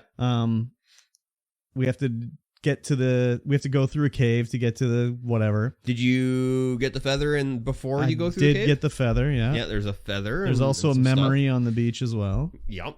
When you name the boat the Survivor or something like that. I didn't get that memory. Or maybe that was after the cave. No. Oh, maybe it was after you go through the cave. There's a broken boat somewhere and Hugo will be like, oh, it's a boat. And then they're like, oh, you can't read the name on it. And he's like, can I name it? I didn't get that. Yeah, so there's not much to say really until we get to the village. Even wasn't the before the village where you have control of Arno? You don't, but you have to get him to do things. So like you find a huge rat's nest because you have to pull this boat out of the way and you can go into a cave where you can get to his secret lair. After the cave, I mean. Yeah, and you find out that there's a huge rat's nest in there. Yes. Oh, yeah, we have to sneak our way through the gore. So you have to, he falls down and you have to like throw a pot so he can run over and turn a lever, and then you can like he'll throw a crystal at you so you can make the Odorous again. Oh, yeah. And then you throw the Odorous so the rats move so he can go and whatever. So we do all that. We get him across. We rejoin, and we have a long hallway we got to go through. And Misi's like, I don't know what to do. I don't have the ability to get through here. And he's like, I know what we can do. Shoot an arrow into my shield, a flaming arrow. I'll hold it and we can walk through. Yeah. And Misi's like, okay. So I'm like, all right, let me shoot an arrow at him. And he's looking down the hallway. So I was like, oh, this is weird. Like, this is a tough one to aim at him. So I like swing all the way around. I shoot an arrow in his shield. There's no flames or anything, but he's like, oh, it burns. Oh my God, it's burning me up. We got to go. So I was like, okay. So I grab onto him to go down the hallway, and the rats just killed us. So I was like, what the fuck? What the hell? Because he's like, oh, it's burning. I can feel the flames on my face. I'm like, I don't see any flames. Like, what's going on? So then it reloads. I died a bunch of times in this chapter, not because of like, I was having trouble, but it was kind of like, how can I get through here with only using like one jar? Yeah. So I'd be like, let me throw a jar here and see what happens, and die. Okay, that didn't work, whatever. But so then we reload and he's standing there and he's like, I've got an idea. Let me shoot an arrow into my shield and then we'll go across. And then this time he faces me and he pulls out his shield and he's like looking at me. So I was like, oh, he didn't do this the first time because he had his back to me. Yeah. So I shot an arrow in his shield. He's like, oh, I could feel the flames. They're burning. I'm like, I could see the flames this time. So then it let me go through. But it was another glitch where I just died because the game didn't want to run properly. Interesting. Yeah, I didn't. Because I was like, how am I going to shoot an arrow in his shield? He's not even facing me. Actually, he wasn't even holding it. I think that's what it was. He was facing me, but he didn't pull it off his back. So I like went around and shot him in the back with an arrow. It was very fucked up. That's weird. Yeah, but once that worked, it was fine. We got through, no problem. Yeah. It worked the first time for me. No, it was glitched for me. There's this. Yeah, before that, there's a part we had to like push the cart through, the flaming cart through a bunch of rats, and it's like, oh my God, what is happening? Yeah, this was gross, but it wasn't really gross for gross sake this time. Yeah, it was good. It was well done. Yeah. I also keep forgetting about like I can use Hugo to kill guys with rats. So I'll like, I got a crossbow. Let me shoot this guy and like knock his light out and all this stuff. And then I'll get through and be like, oh yeah, I could have just had Hugo kill all these guys. Yeah. So whatever. Yeah, I didn't realize that until we were in the village and I was like trying to get this one chest because I was like, yes. Oh my god, because I like this whole chapter I couldn't find any tools. I go to the thing, I'm like, so I'm trying to get it to where I don't have to use tools. Yeah. And so I need the 3 tools to do it. Yeah. I'm like, okay, there's no tools here. I don't even one tool. Blah, blah, blah. I can't even say where there's a tool. I've had no tools for a while now. Yeah. So like I can just upgrade whenever, basically. Yeah. I eventually found all the tools, but the last tool, well, we'll get there. So we get into this place where we can see like an abandoned ship that's just like wrecked. Mm-hmm. And there's soldiers there, so we got to like get through and kill the soldiers. And then we get to... Is this where you control Arnaud? No. Okay. Arnaud's still like not controllable at this point. Okay. I think once you get through this part, after you meet the... we get through... Oh yeah, you're talking about the soldiers that are in the little cave area. Yeah, the little cave before we get with all the rats. Yeah, before we get to what's-her-face. Sophia. Yes, so we have to sneak through and kill some dudes or whatever. Yeah. And this is an area where I died a bunch because there's like a fire and I could see you could shoot a flaming arrow into a box. Yeah. But if you shot the flaming arrow into the box, it still wasn't enough. So I was like, what can I do around here to like not shoot an arrow and use a pot or whatever? So somehow I finally got through, but I tried it like 5 or 6 times before. I think it was actually, I was like, oh, I can make Odoris. So then I threw Odoris at the box and all the rats went to the box. So I did get through there eventually. But then you get to a part where you have to go through the water. And Hugo's like, I don't want to go through the water. I'm scared of this. And Arnaud is like, I'll carry you. Yeah. Come to me, little man. And he's like, oh, thank you. And then it's just like, oh, man, Arnaud. He's becoming the father figure. Yeah. Yeah, he sure is. Yeah. And so we eventually get into the secret cave where Sophia is hiding out. Yeah. She tells us that her ship is in dry dock because the soldiers took it. Yeah. And like, well, you're a pirate. You can't do that. Yeah. And she's like, I'm not taking you anywhere. And Arnaud's like, well, you owe me one. And she's like, you got me. I do owe you one. I do owe you one. Damn it. Yeah. So there, she's like, all right, you get the boat, we'll do it. Yeah. So then we have to go get the boat, and this is where we get to control Arnaud. And basically, you look at a bad guy and just hit the Y button, and Arnaud's like, I will murder this man for you. Yeah. It's just like full complacence, just like, yep, you're going. Go kill that guy. It doesn't even matter. It doesn't even matter the guy. No, it doesn't. I didn't kill anybody. Oh, I did. No, not me. I was like, yeah, let's go. I, as Amicia, didn't kill anybody. Oh. Arnaud killed everyone. Oh. So I, as Amicia, definitely did. No, I was like, Arnaud, I'm going to take advantage of this because this is not going to last forever. So I had him just murder everybody. It doesn't matter what he is, who he is. He's wearing full plate mail with a mace. Arnaud's got it. It's cool. Don't worry about it.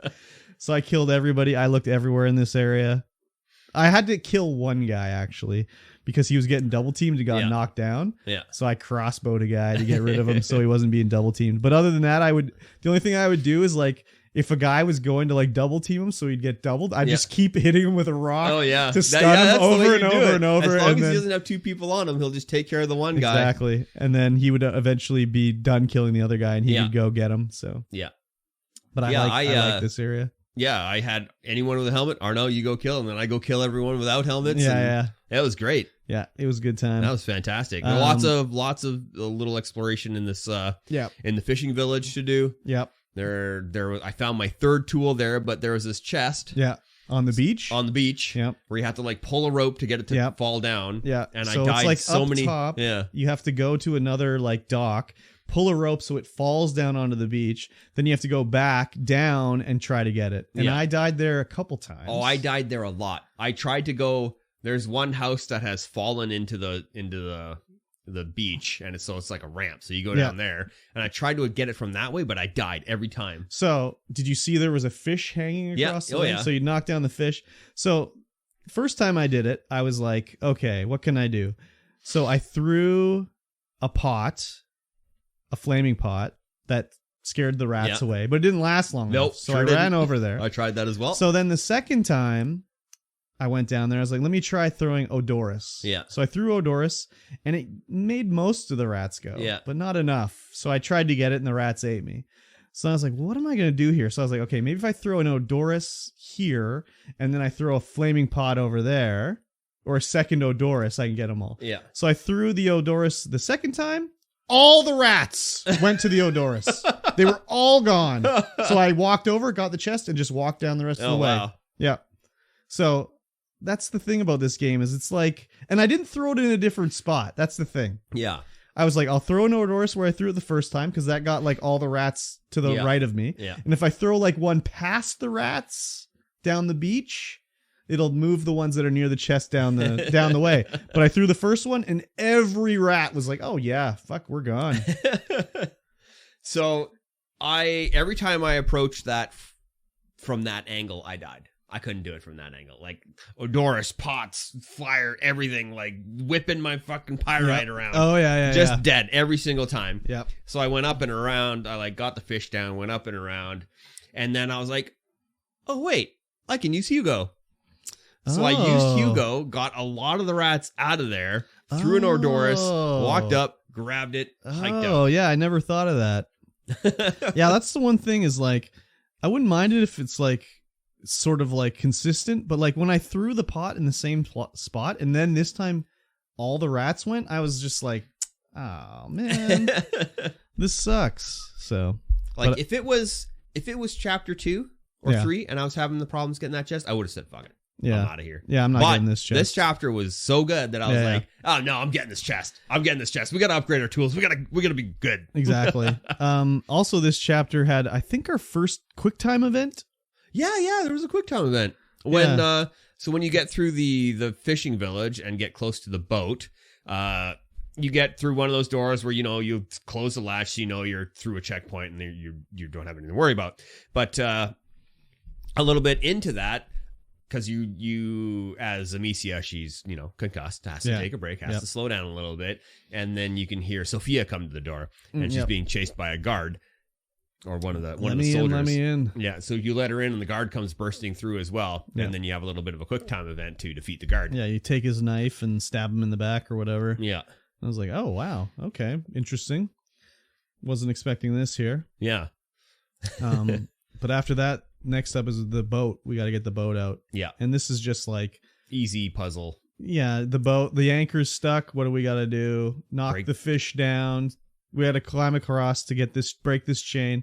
There's rats. There's a fish. Oh, you hit the fish down, but it landed on the floor. Yeah. Oh, what do I do? I hit the latch. The fish falls down. The rats go. And again, it's another one of these fucking things where it's like, oh, there's a crank. Let me crank it. You get it all the way through the crank, and it's like, Can't do it. Someone else has to crank it. So then you let it go, and you get Arnaud to crank it, and then he cranks up the little thing that you can break. Then you can go and get on the boat, and it's like, okay, let's let the sail down. And it's like, oh, the sail's tied up. Yeah. We have to free the sail. So then it's like, I have to hit it with a rock, but I have to go onto the dock to hit it. Yeah. And I was like, man, is the boat just going to leave me behind? I know. I was like that too. I was like, oh, are we going to do Amicia alone chapter now? But the boat starts to go, but she jumps onto the boat, and the boat sets sail for whatever this island that we're supposed to be going to is called. Yeah.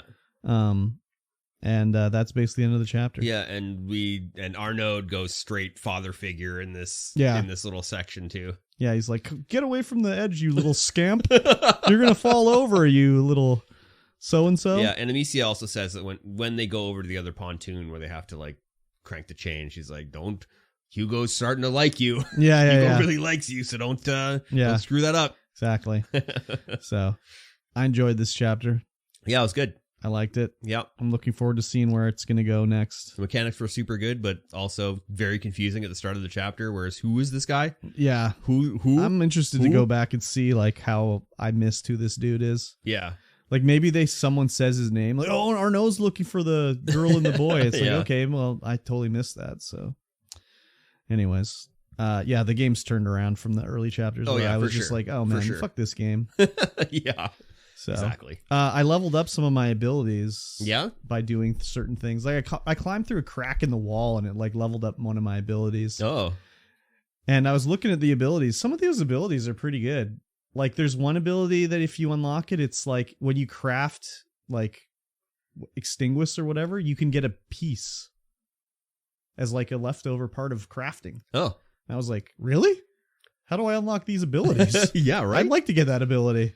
They come up so little that I don't even. Yeah, like I always forget that they are there. You do stuff, and it like everything you do gives you EXP for a different skill. But yeah, they take forever to level up. So I had enough to like level up my crossbow in this chapter. Like I needed like whatever 40 pieces to unlock like another quiver spot. Yeah. But I was like, man, I have Arnaud this chapter. I'm just going to save them and see how long I have Arnaud for. And when Arnaud's gone, maybe I'll level up something then. But I'm like, I don't need my crossbow right now. So I didn't level it up. Oh, yeah. I tag team everybody with Arnaud. Yeah.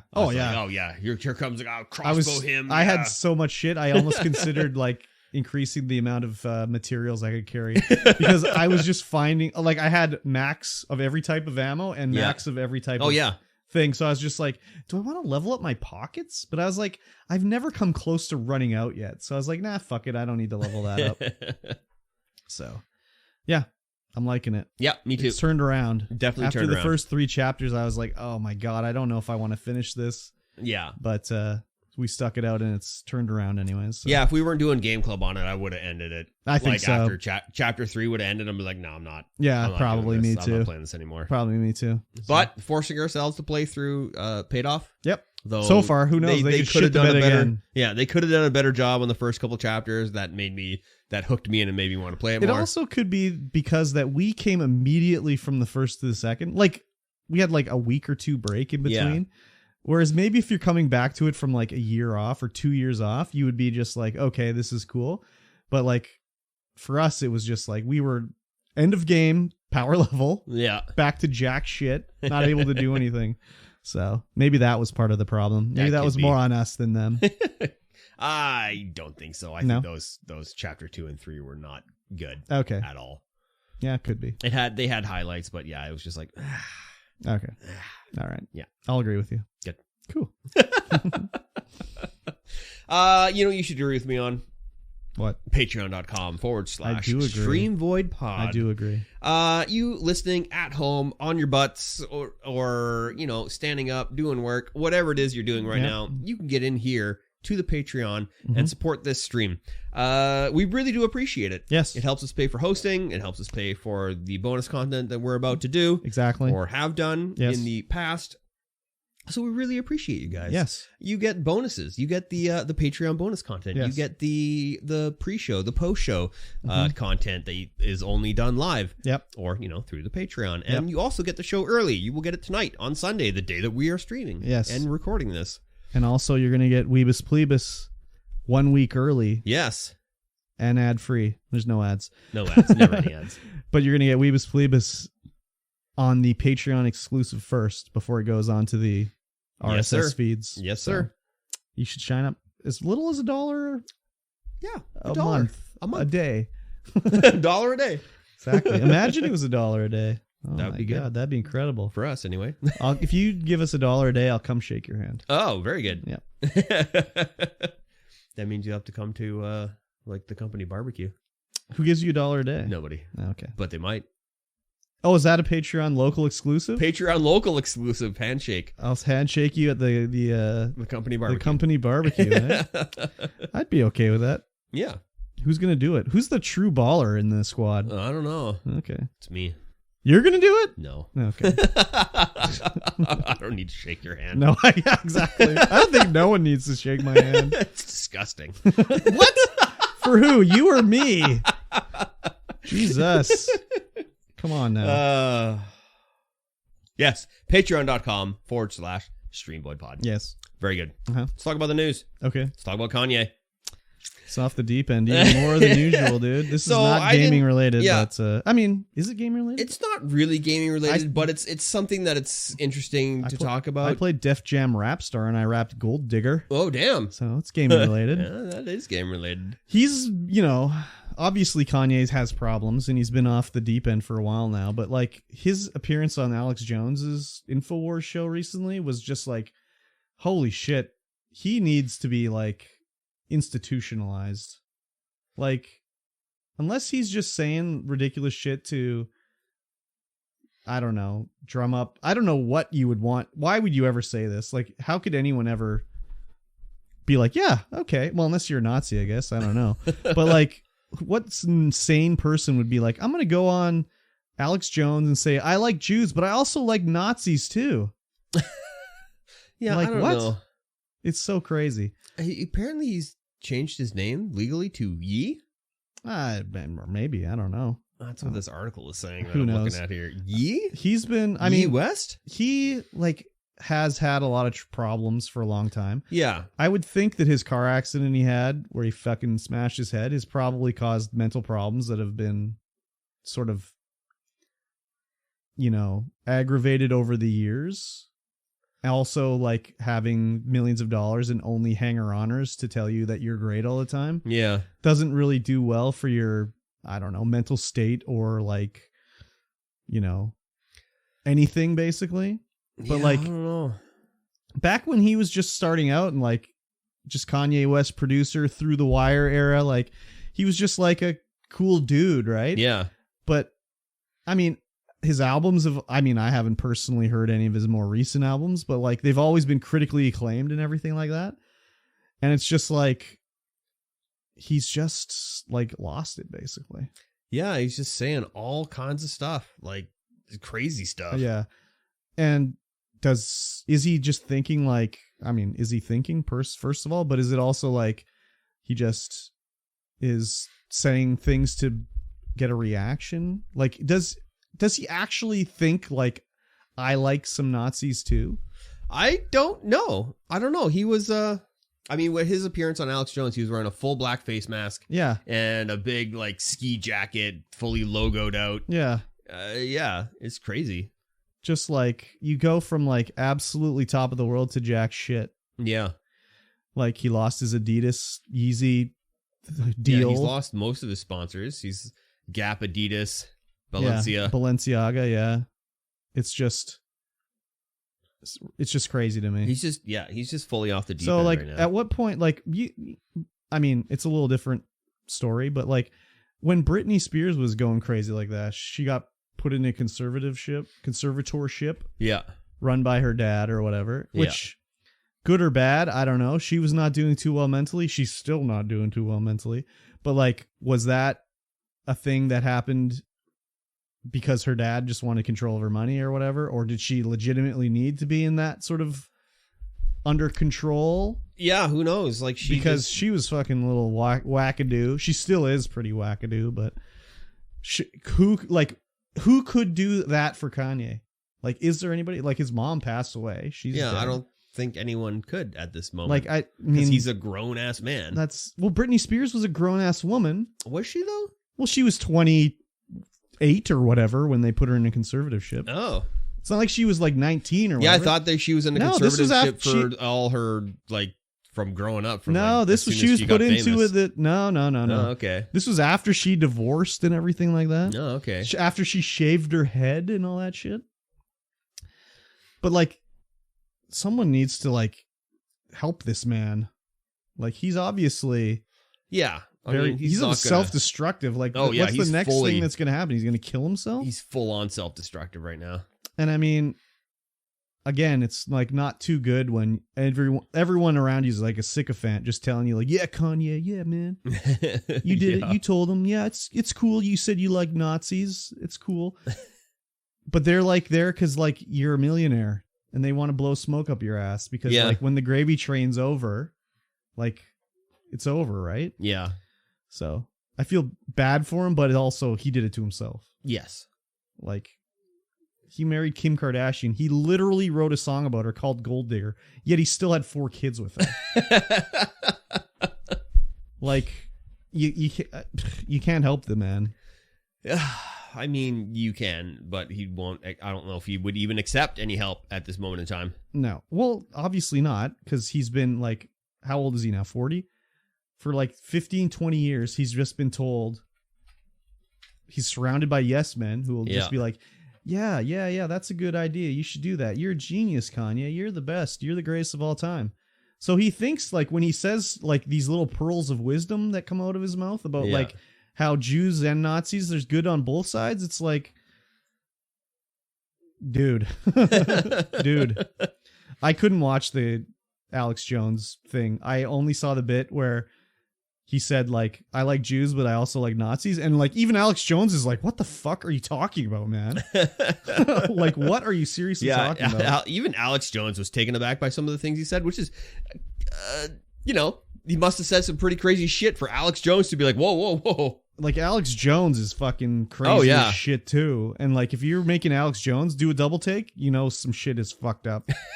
100%, dude. So I don't know, dude. I'm concerned. Yeah, he needs help for sure. Yeah. Something, I don't know what. But yeah, what can you do, really? Yeah. Like, he's not hurt anybody. He's only hurting himself. Yeah. He's not like self-harming in like a physical way. There's no like, they can't institutionalize him just because he said he likes Nazis. Yeah. Yeah, I guess. Man. The Kanye subreddit has officially been transformed into a Holocaust awareness subreddit. Also, they're posting a lot of pictures of Taylor Swift because you're making a face that you don't know what this is about. Oh, is that the at the Grammys or whatever? Where he's like, "I'm gonna let you finish," but he took the mic from her. Yeah. So they've been posting a lot of pictures of her like wearing a nice dress. So yeah, it's crazy. Yes. I also thought it was crazy when people are paying like $1,000 for a pair of Yeezys. You got to get the Yeezys. Do you? How many pairs of Yeezys do you have? I have at least 0. At most, 0. I guess if I was like a rich dude or whatever, I'd be like, all right, whatever, Yeezy, whatever. Yeah, but if Yeezy you're like, it's a status symbol. But like the thing is like, it's not like regular people. Like a millionaire isn't like, yeah, let me get those fresh new Yeezys. It's like people that aren't making enough money to buy Yeezys are buying Yeezys. Yeah. Like that's like, because it's status symbol. They're like, oh man, gotta get them look Yeezys. At the Yeezys. Don't step on my Yeezys. But that was like, that's like 2 months of your pay that you put on your foot, man. Yeah. You shouldn't be buying Yeezys. Like, buy some beans. So, anyways. Yeah. It's crazy. Yeah. Definitely crazy. He's definitely crazy. Maybe. I mean, I'd have to say so. Has he been in to see if he actually is? No, probably not. Probably not. It's all hearsay then. I mean, I have 2 eyes and 2 ears, and it's just like, could a sane person say that? Probably that not. many times. Would a sane person even go on the Alex Jones show? I mean, it's a little different when like a white guy says like, I like Nazis. Yeah. But when like a black man says it, I don't know. It just seems like, what are you talking about? Yeah, it's very weird. I don't know. But I guess like maybe he's thinking like they don't like Jews, so he's cool with Nazis because they don't like, they've never really like tried to do a genocide of black people. But isn't he Jewish? Kanye West? Self-proclaimed I don't Jewish? think so. I wouldn't think so, but I don't know. I think he like recognizes himself as a Jewish Canadian. He's not Canadian. He's not Canadian, so I don't know where you read that. From the article I was reading on the CBC. It says he's Canadian? No, he said he was proclaiming himself as a Jewish Canadian. Okay, well, he's obviously crazy because you can't do that. You can't just proclaim yourself Canadian. Proclaim? Proclaim yourself Canadian. I love to proclaim. We are self-proclaimed Canadians. No. I wasn't self-proclaimed. It was proclaimed for me. Oh. When I was born in this country of Canada. Yes. I didn't have a choice in the matter. I didn't choose to be born. I probably would have been like, I'm good. I'm good. Okay, that's fine. But then you would have been like, oh, video games are going to be a thing in 20 years? Let's go. Yeah, that's probably true. Eh? That was probably one of the best / worst things ever that happened to me was when I got my Atari 2600. Yeah? Yeah, shit, yeah. Look at all the money and shit I wasted, all the time and everything. I could have probably cured cancer by now. Probably. But fucking I got Defender when I was 5 years old. Yeah, and then you got a Wonder Swan when you were 20-something. Oh, my God. And I didn't even learn how to read Japanese. Oh, Jesus. Couldn't even play the games. God damn. So, anyways. Just collecting for the sake of collecting. I mean. It wasn't collecting, really. I guess it was, but it was just like, I like video games. Yep. this is cheap. It's a video game. I'll buy it. The other stuff was like collecting. Yeah. Like comic books. Yeah. Got to get rid of all those fucking things still. Anyways. All right. Next up. Friendly Yordi. Yordi? Bondi. Yeah. Yordi. Isn't that Jordy? That's either. What is he like? Yordi. Friendly Jordy or Friendly Yordi? You be the judge. I'm judging you on your mispronunciation. You never heard of Yord? Yeah, but there's no way this guy's name, his name is Jordan. His name's not Jordan. It could be Yordi. No, it's Jordy. Oh, I don't know what his name is. It's Jordan. Is it? Yeah. Are you sure? I'm positive. Okay. We'll go with that then. So, his Bondi home was firebombed. Yes. Quote unquote. Which I was like, okay, has his home been firebombed? But I guess his home was set ablaze on November 17th as well. Do we know that's what it was? It wasn't bad wiring? We don't. So he's in Australia. He's in Australia. That's but why the one, it says Bondi home. Yeah, he lives in the Bondi area. Yeah. He is a YouTuber. Yes. Who is a political critic, as one might say. Mm-hmm. And he goes out and he does a lot of reporting on political things. Yeah. And that's made him a lot of enemies out there in the political spectrum. Yes. And so in November last month on the 17th, there was a fire at his home. It is being treated by the police as suspicious. And then a couple days ago, another fire at his home, but this time he wasn't home. Yes. But they managed to put it out, and no one was hurt. Yes. But there hasn't been not a lot of information released about that. Yeah. So it's all just a hearsay right now. Yeah. I mean, so you don't ever want to be like, that way, but like, is this something like we're talking about him? We are talking about him. Like, did he do this himself? I'm not saying he did, but like, yeah, it's nobody really knows at this point. He could have, he might like, not you have. think like, hey, my house got firebombed. Maybe I'll set up a camera. Yeah.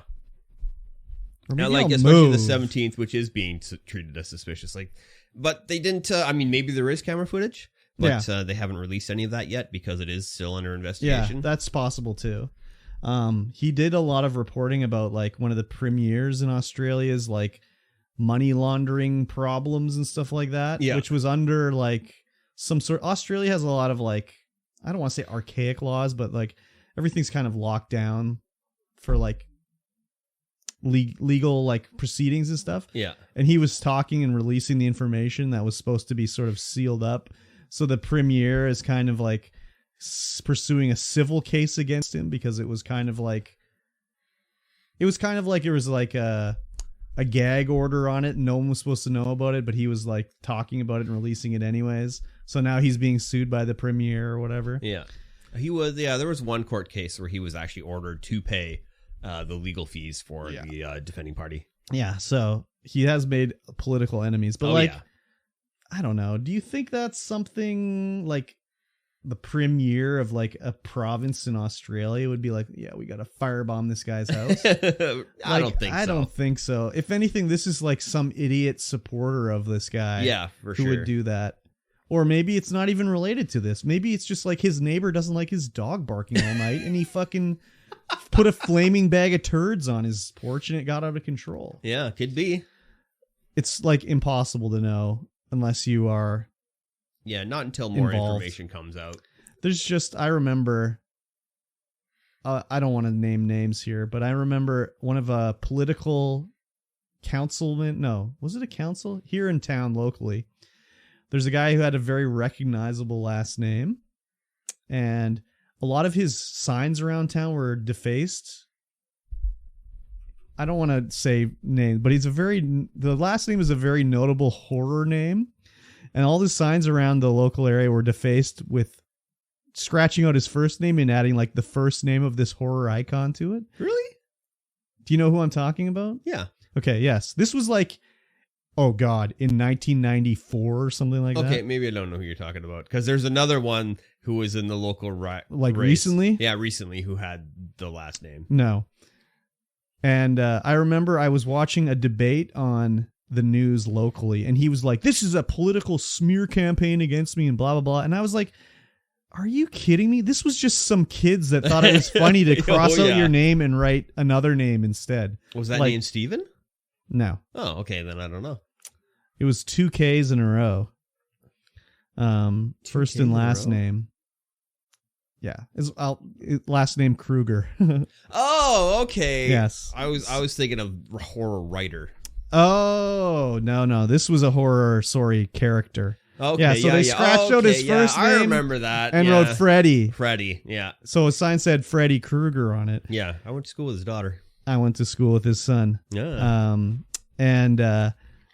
He was like, "This is a political attack against me," and I was just like, "This is like one of the people that go to my school, like scratching out your name and writing it." It's just like, but that's just the thing. Like, exactly. Like, we don't know. We don't know anything. I mean, could I be wrong about it? Yeah, I could be. Yeah. I don't think I'm wrong, but I think, it's a possibility. So. Yeah, for sure.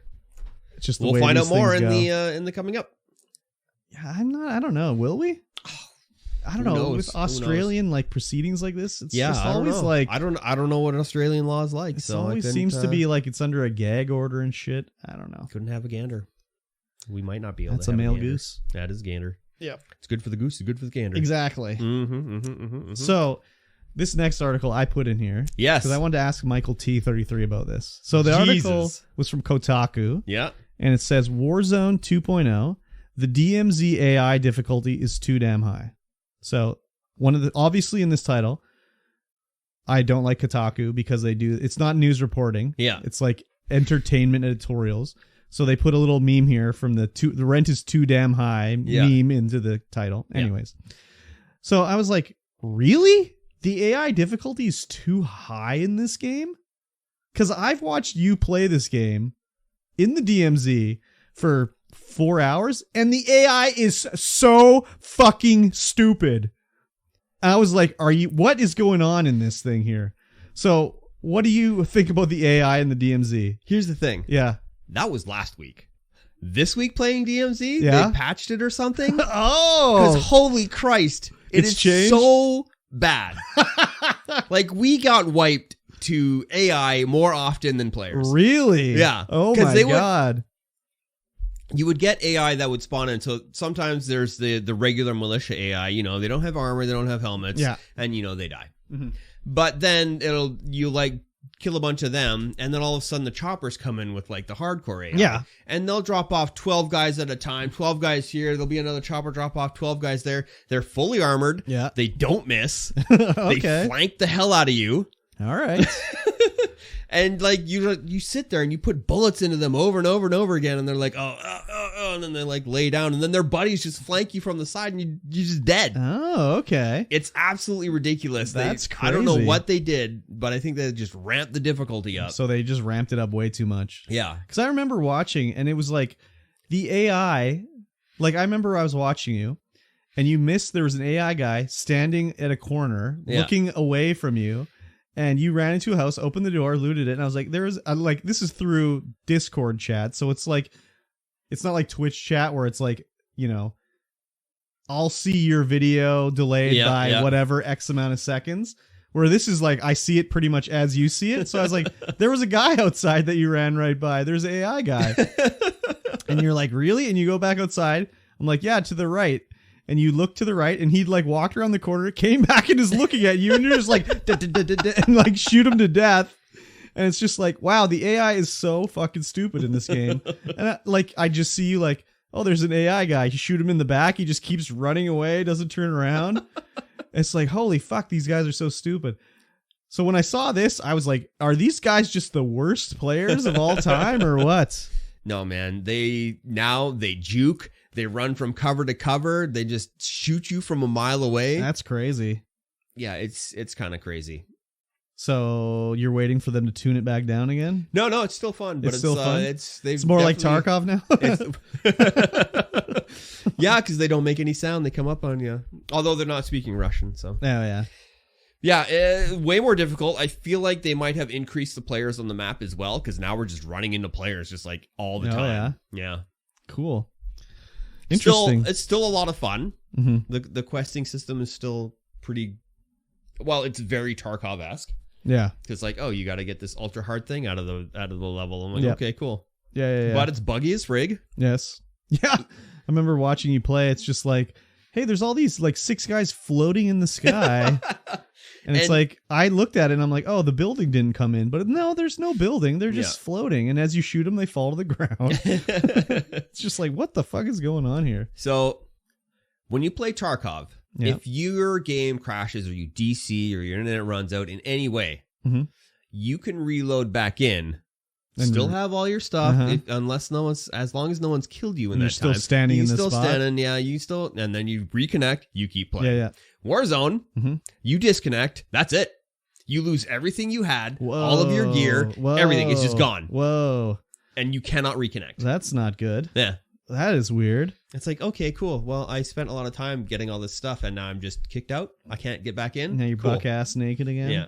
Now you're buck-ass naked again. That's crazy. It's like, oh, cool. That was my insured slot as well. So now I got to wait 2 hours to get my good gun back. Oh my gosh. Yeah, that's one of the big gripes, and it crashes all the time. Oh yeah, like it's ridiculous. Well, it's still, isn't it a beta still? Yeah, but even in Warzone, even in regular Warzone, crashing just all the time. Huh. Interesting. It's crazy.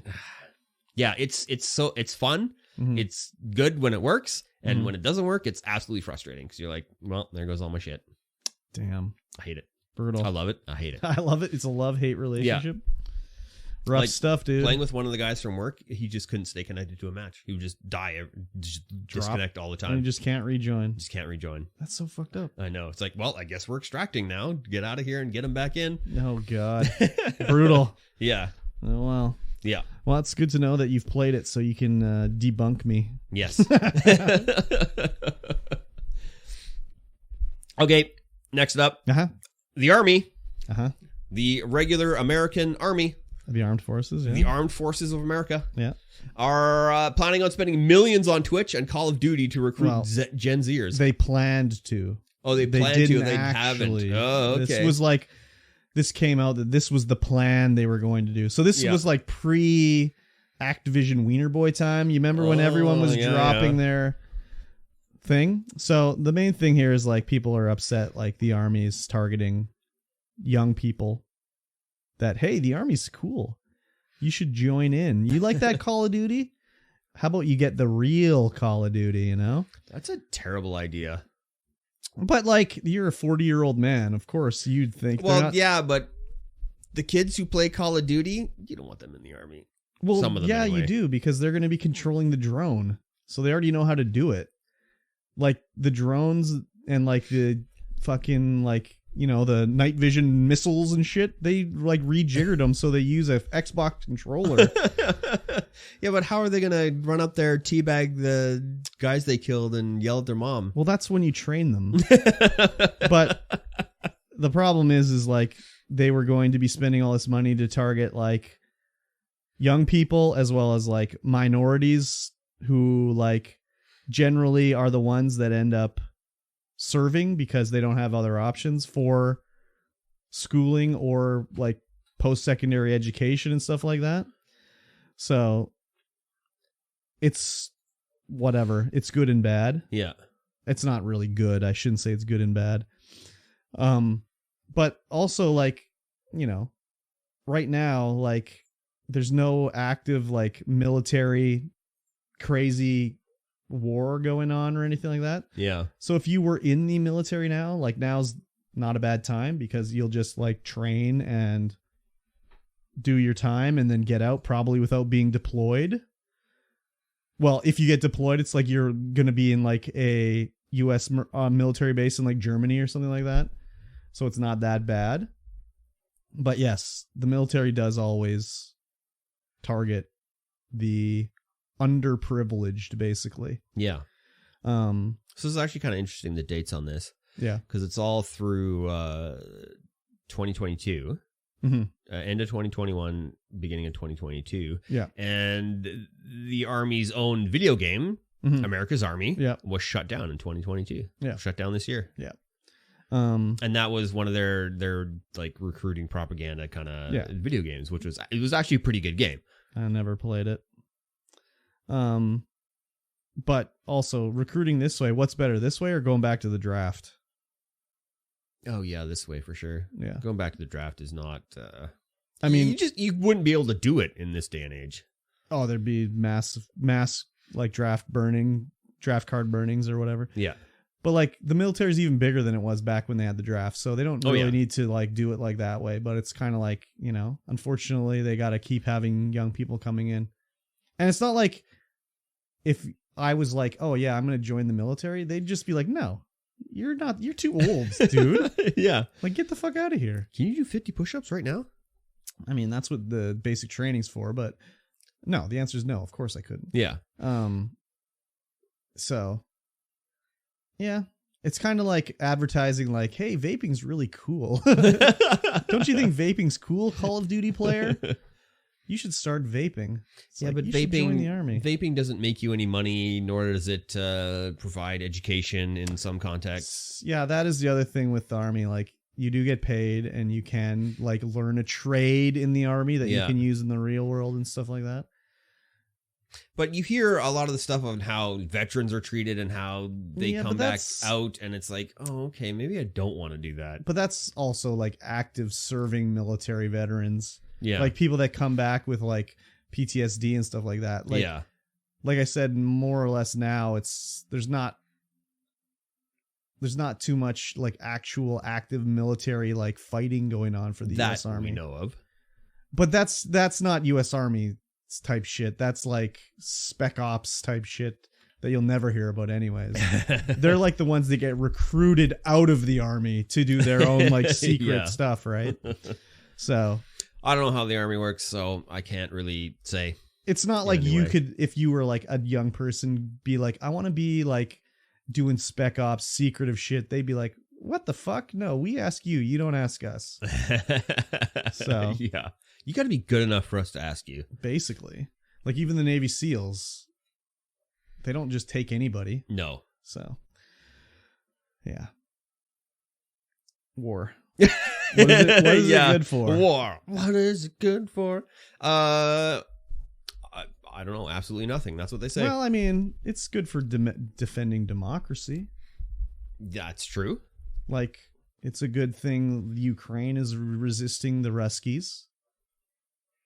Kicking the shit out of the Ruskies, it seems. I don't know if the Ukrainian propaganda is just pumping out that much better than the Russian propaganda. Yeah, who knows? But it's always about how like Ukraine is kicking the shit out of Russia. Yeah. But I guess when you have every NATO company supplying you with like, hey, you want some missiles? You want some fighter jets? you need some tanks?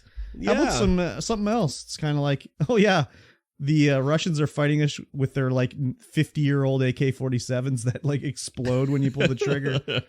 It's like, oh yeah, they are winning. That's crazy. Yeah, remember when Russia was a superpower?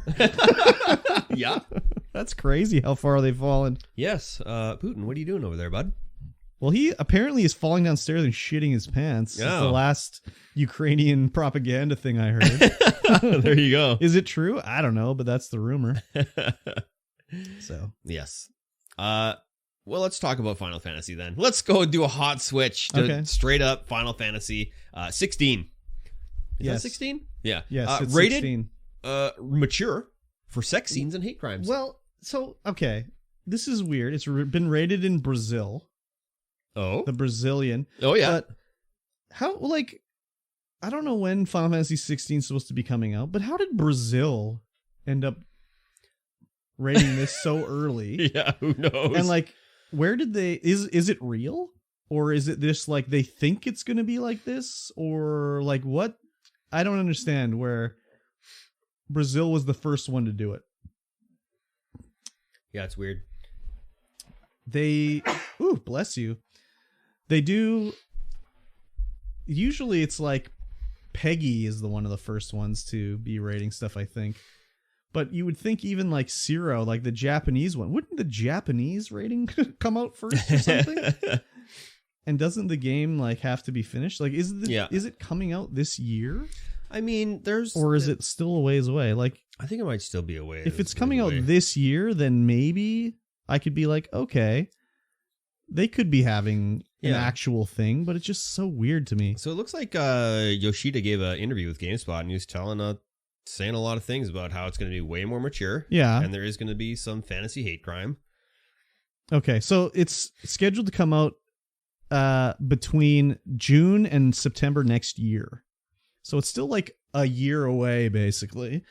So maybe this is just a placeholder from Brazil to be like, this is what is, we got to put the game in. Someone working at the old ratings board in Brazil is like, yeah, hate crimes. Sure, type that in there. He said it in an interview.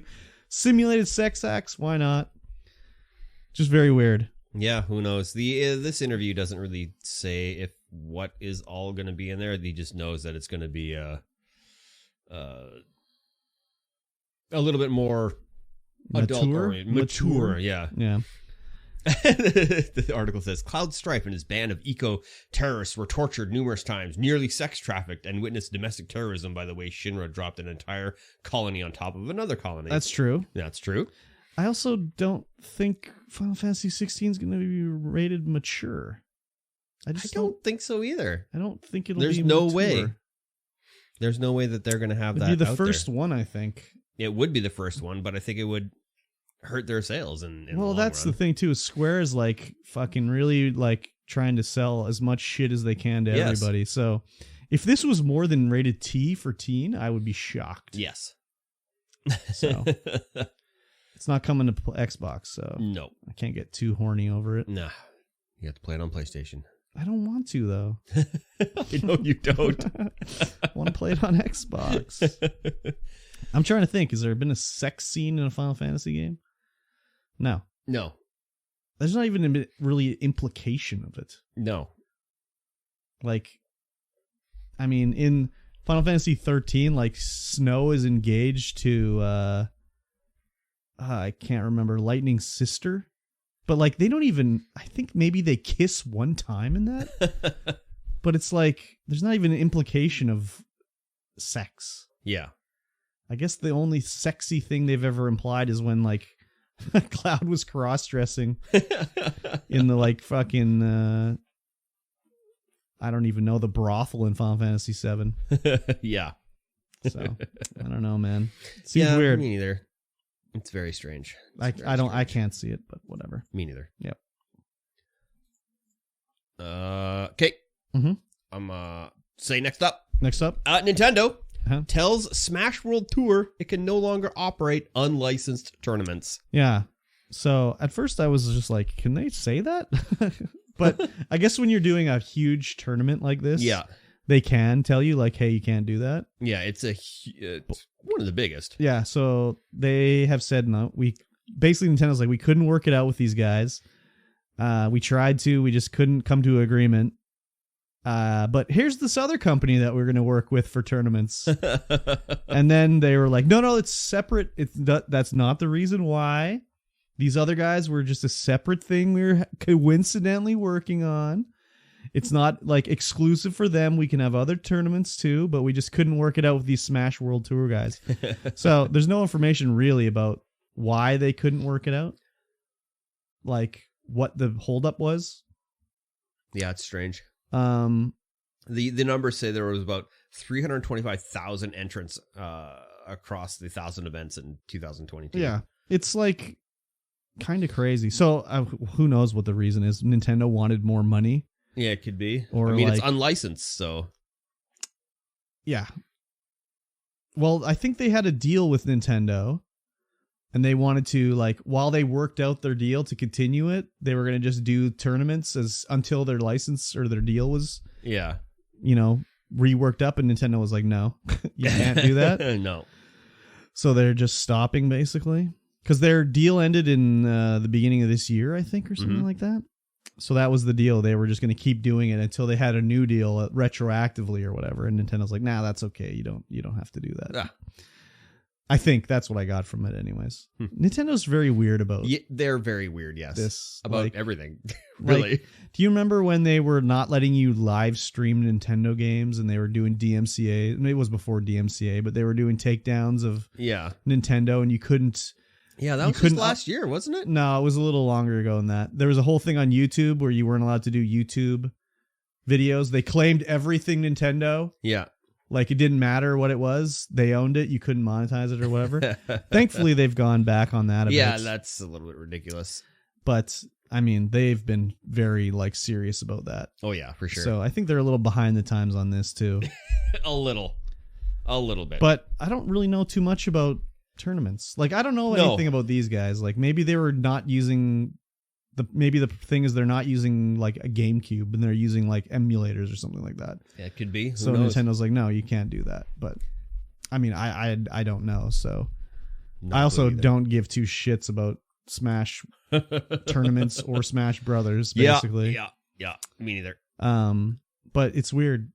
Like, I don't know. Is this something like I don't know. Would Call of Duty be like, no, you can't do a Call of Duty tournaments, shut it down? No.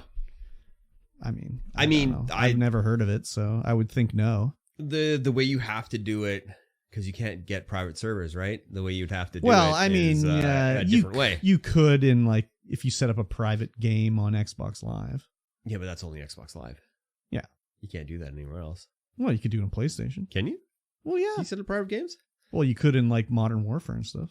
I don't know if you can now. Well, I don't know either, but but yeah, I know it's different. Like Apex Legends, for example. Yeah, you definitely can't. You can't because how are you going to get in a match together? Yeah, exactly. You can't do it. So that's a little different than like when it was like custom games. Yeah, like it's like a Halo custom game. That's the way the tournaments would be run or whatever.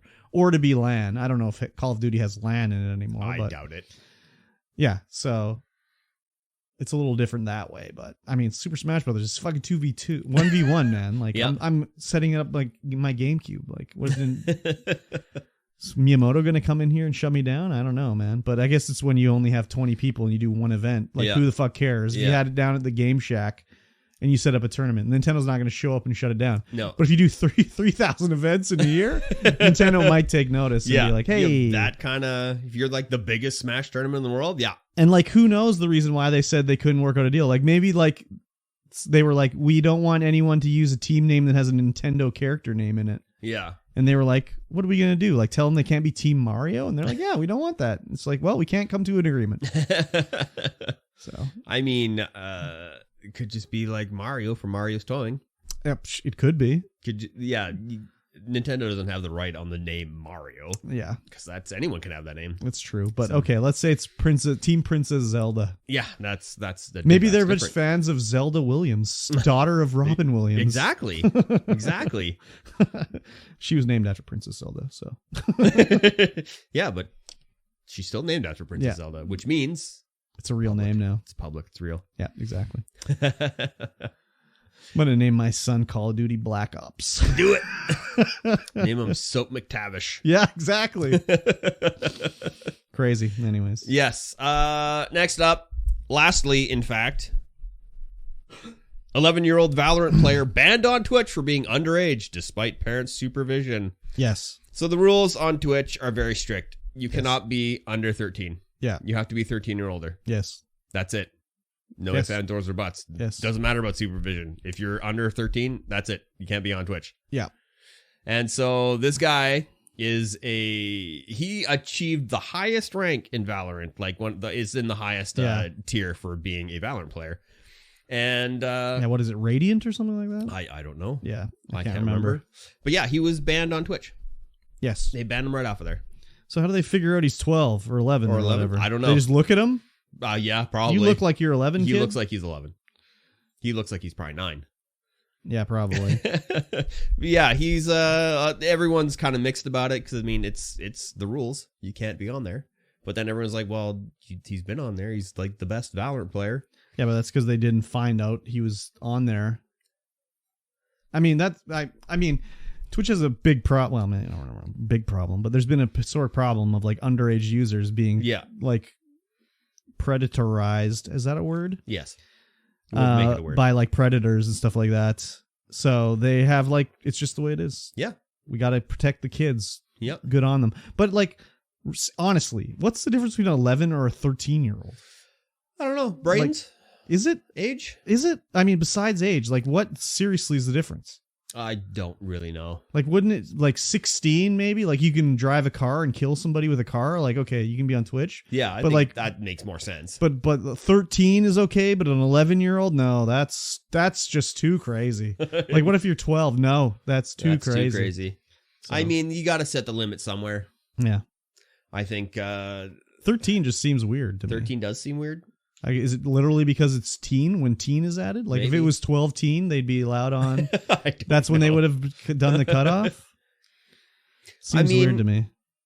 I think just this is just good for him. Really, it puts the spotlight on him. He's drafted to an esports team really quickly, and he makes a career. He gets a career. Oh yeah. Well, you can only play Valorant as a professional level till what? You're like 19? Yeah, I don't know. 20? Something like that. Like, when does it drop off skill-wise? I don't know. Whenever your reflexes start slowing down. I mean, like, if I was 11 years old and they were like, here's Valorant, I'd probably kick the fucking shit out of Valorant if I was a kid, you know? Yeah, if you were dedicated and... Well, not even dedicated. Got like, good. I don't know, man. Like, that's your primo, like, learning years. You just learn and, like, soak it in and just be so good. Yeah, and then your reactions just get better and better. Yeah, exactly. So... I mean, just stream it on YouTube then. Like, what's YouTube's rule? I don't know actually, but they probably don't have a streaming rule for age. I don't know. And even if they did, like, they don't do jack shit on YouTube, man. People are restreaming and just doing like, oh my God. I don't think we talked about it, but there's like Minecraft streams on YouTube are just like thumbnails of like Steve fucking like a Minecraft skin, and it'll be like just all these sexual Minecraft thumbnails for live streams. Minecraft school. Yeah. Okay. But it's like, they don't give a shit. No. They don't do anything. No. It's not. It doesn't matter what you do. Like, DSP is still streaming on YouTube, and he fucking is breaking their terms of service all the time by telling people not to do super chats and to tip them directly, which is against the terms of service. Is it? There you go. Well, it takes revenue out of YouTube's hands if you don't use a super chat. So, anyways. It's fucked up. He'll be fine. He'll come back in 2 years. Yeah. Restart his channel, whatever. Unless they consider that ban evasion. Who knows? Wait for 2 years? Well, like, you're not allowed to, if you're banned, you're not allowed to make another Twitch account. Yeah, maybe he fights it when he's 13. Yeah, maybe it's just turned off till he's 13 or whatever. Yeah. Whatever. I'm sure he was getting subs and shit, and his parents were just taking his money anyways, so. Yeah. It is what it is, but anyways, just, yeah. You'll be fine in 2 years. Maybe go play outside a little bit, kid. Have a, like, study some math. He'll just keep playing Valorant and getting good. And then getting on an esports team. I know. That's just what it'll be for. That'll be him. He could be a kid for a minute. I guess playing video games is, he's like, yeah, I'm living the kid's fucking living dream. the kid dream, playing video games every day. Maybe he doesn't want to play Valorant. Maybe he wants to play fucking Disney's Starlight Valley or whatever the fuck it's called. But his parents are making him play Valorant 12 hours a day. I mean, makes him play soccer 12 hours a day. Yeah, but at least you're running around. I mean, you're just coming from a guy who plays games, right? Like, yeah. But at least you're running around. Like, even when I was fucking playing Nintendo all the time, I still was on a soccer team and shit. Yeah. Like, it wasn't... You got multiple hobbies. Maybe he's on a soccer team too. Nah, not if he's like a fucking Radiant Valorant player. Guaranteed not. Where is he from? I think he's from Brazil. Oh, he's playing soccer for sure. He's playing football. Yeah, maybe. Yeah, Brazilian streamer. He's playing football. Yeah, exactly. Oh, he's definitely outside kicking the old hex around. Yeah, it is what it is anyways. Yeah. So, a little fucked up, but yeah, come back in a year. Yeah. All right, guys. That's going to bring us to the end of this Streamvoid podcast. If you are watching this live, yes, make sure you stick around because we will be recording the Weebus Plebus podcast after the show here. And if you're listening to this not live, make sure you you give us a review on whatever podcatcher you're using. Yes. Make sure you share us with a friend. Yes. That person in the truck next to you, make sure they're listening to this podcast as well. Yes. Go ahead and do it. And make sure you sign up for the Patreon to help support this podcast because we now have two. Yes. 2 podcasts now. Weebus Plebus. Yes. That we need to pay for, as it were. Yeah. I mean, honestly, like the Patreon, like the money just stays there till you take it out. Yeah. Like it's still there. Yeah. It's not done anything. It's just chilling in the old Patreon bank account, basically. Yeah, but it'll help pay for the podcast. One day. I mean, one day we'll take one it day out. You'll take it out. I don't know. Not this day though. Not this day. Anyways, thank you guys for listening, and we'll see you again in 1 week's time. Goodbye. Bye.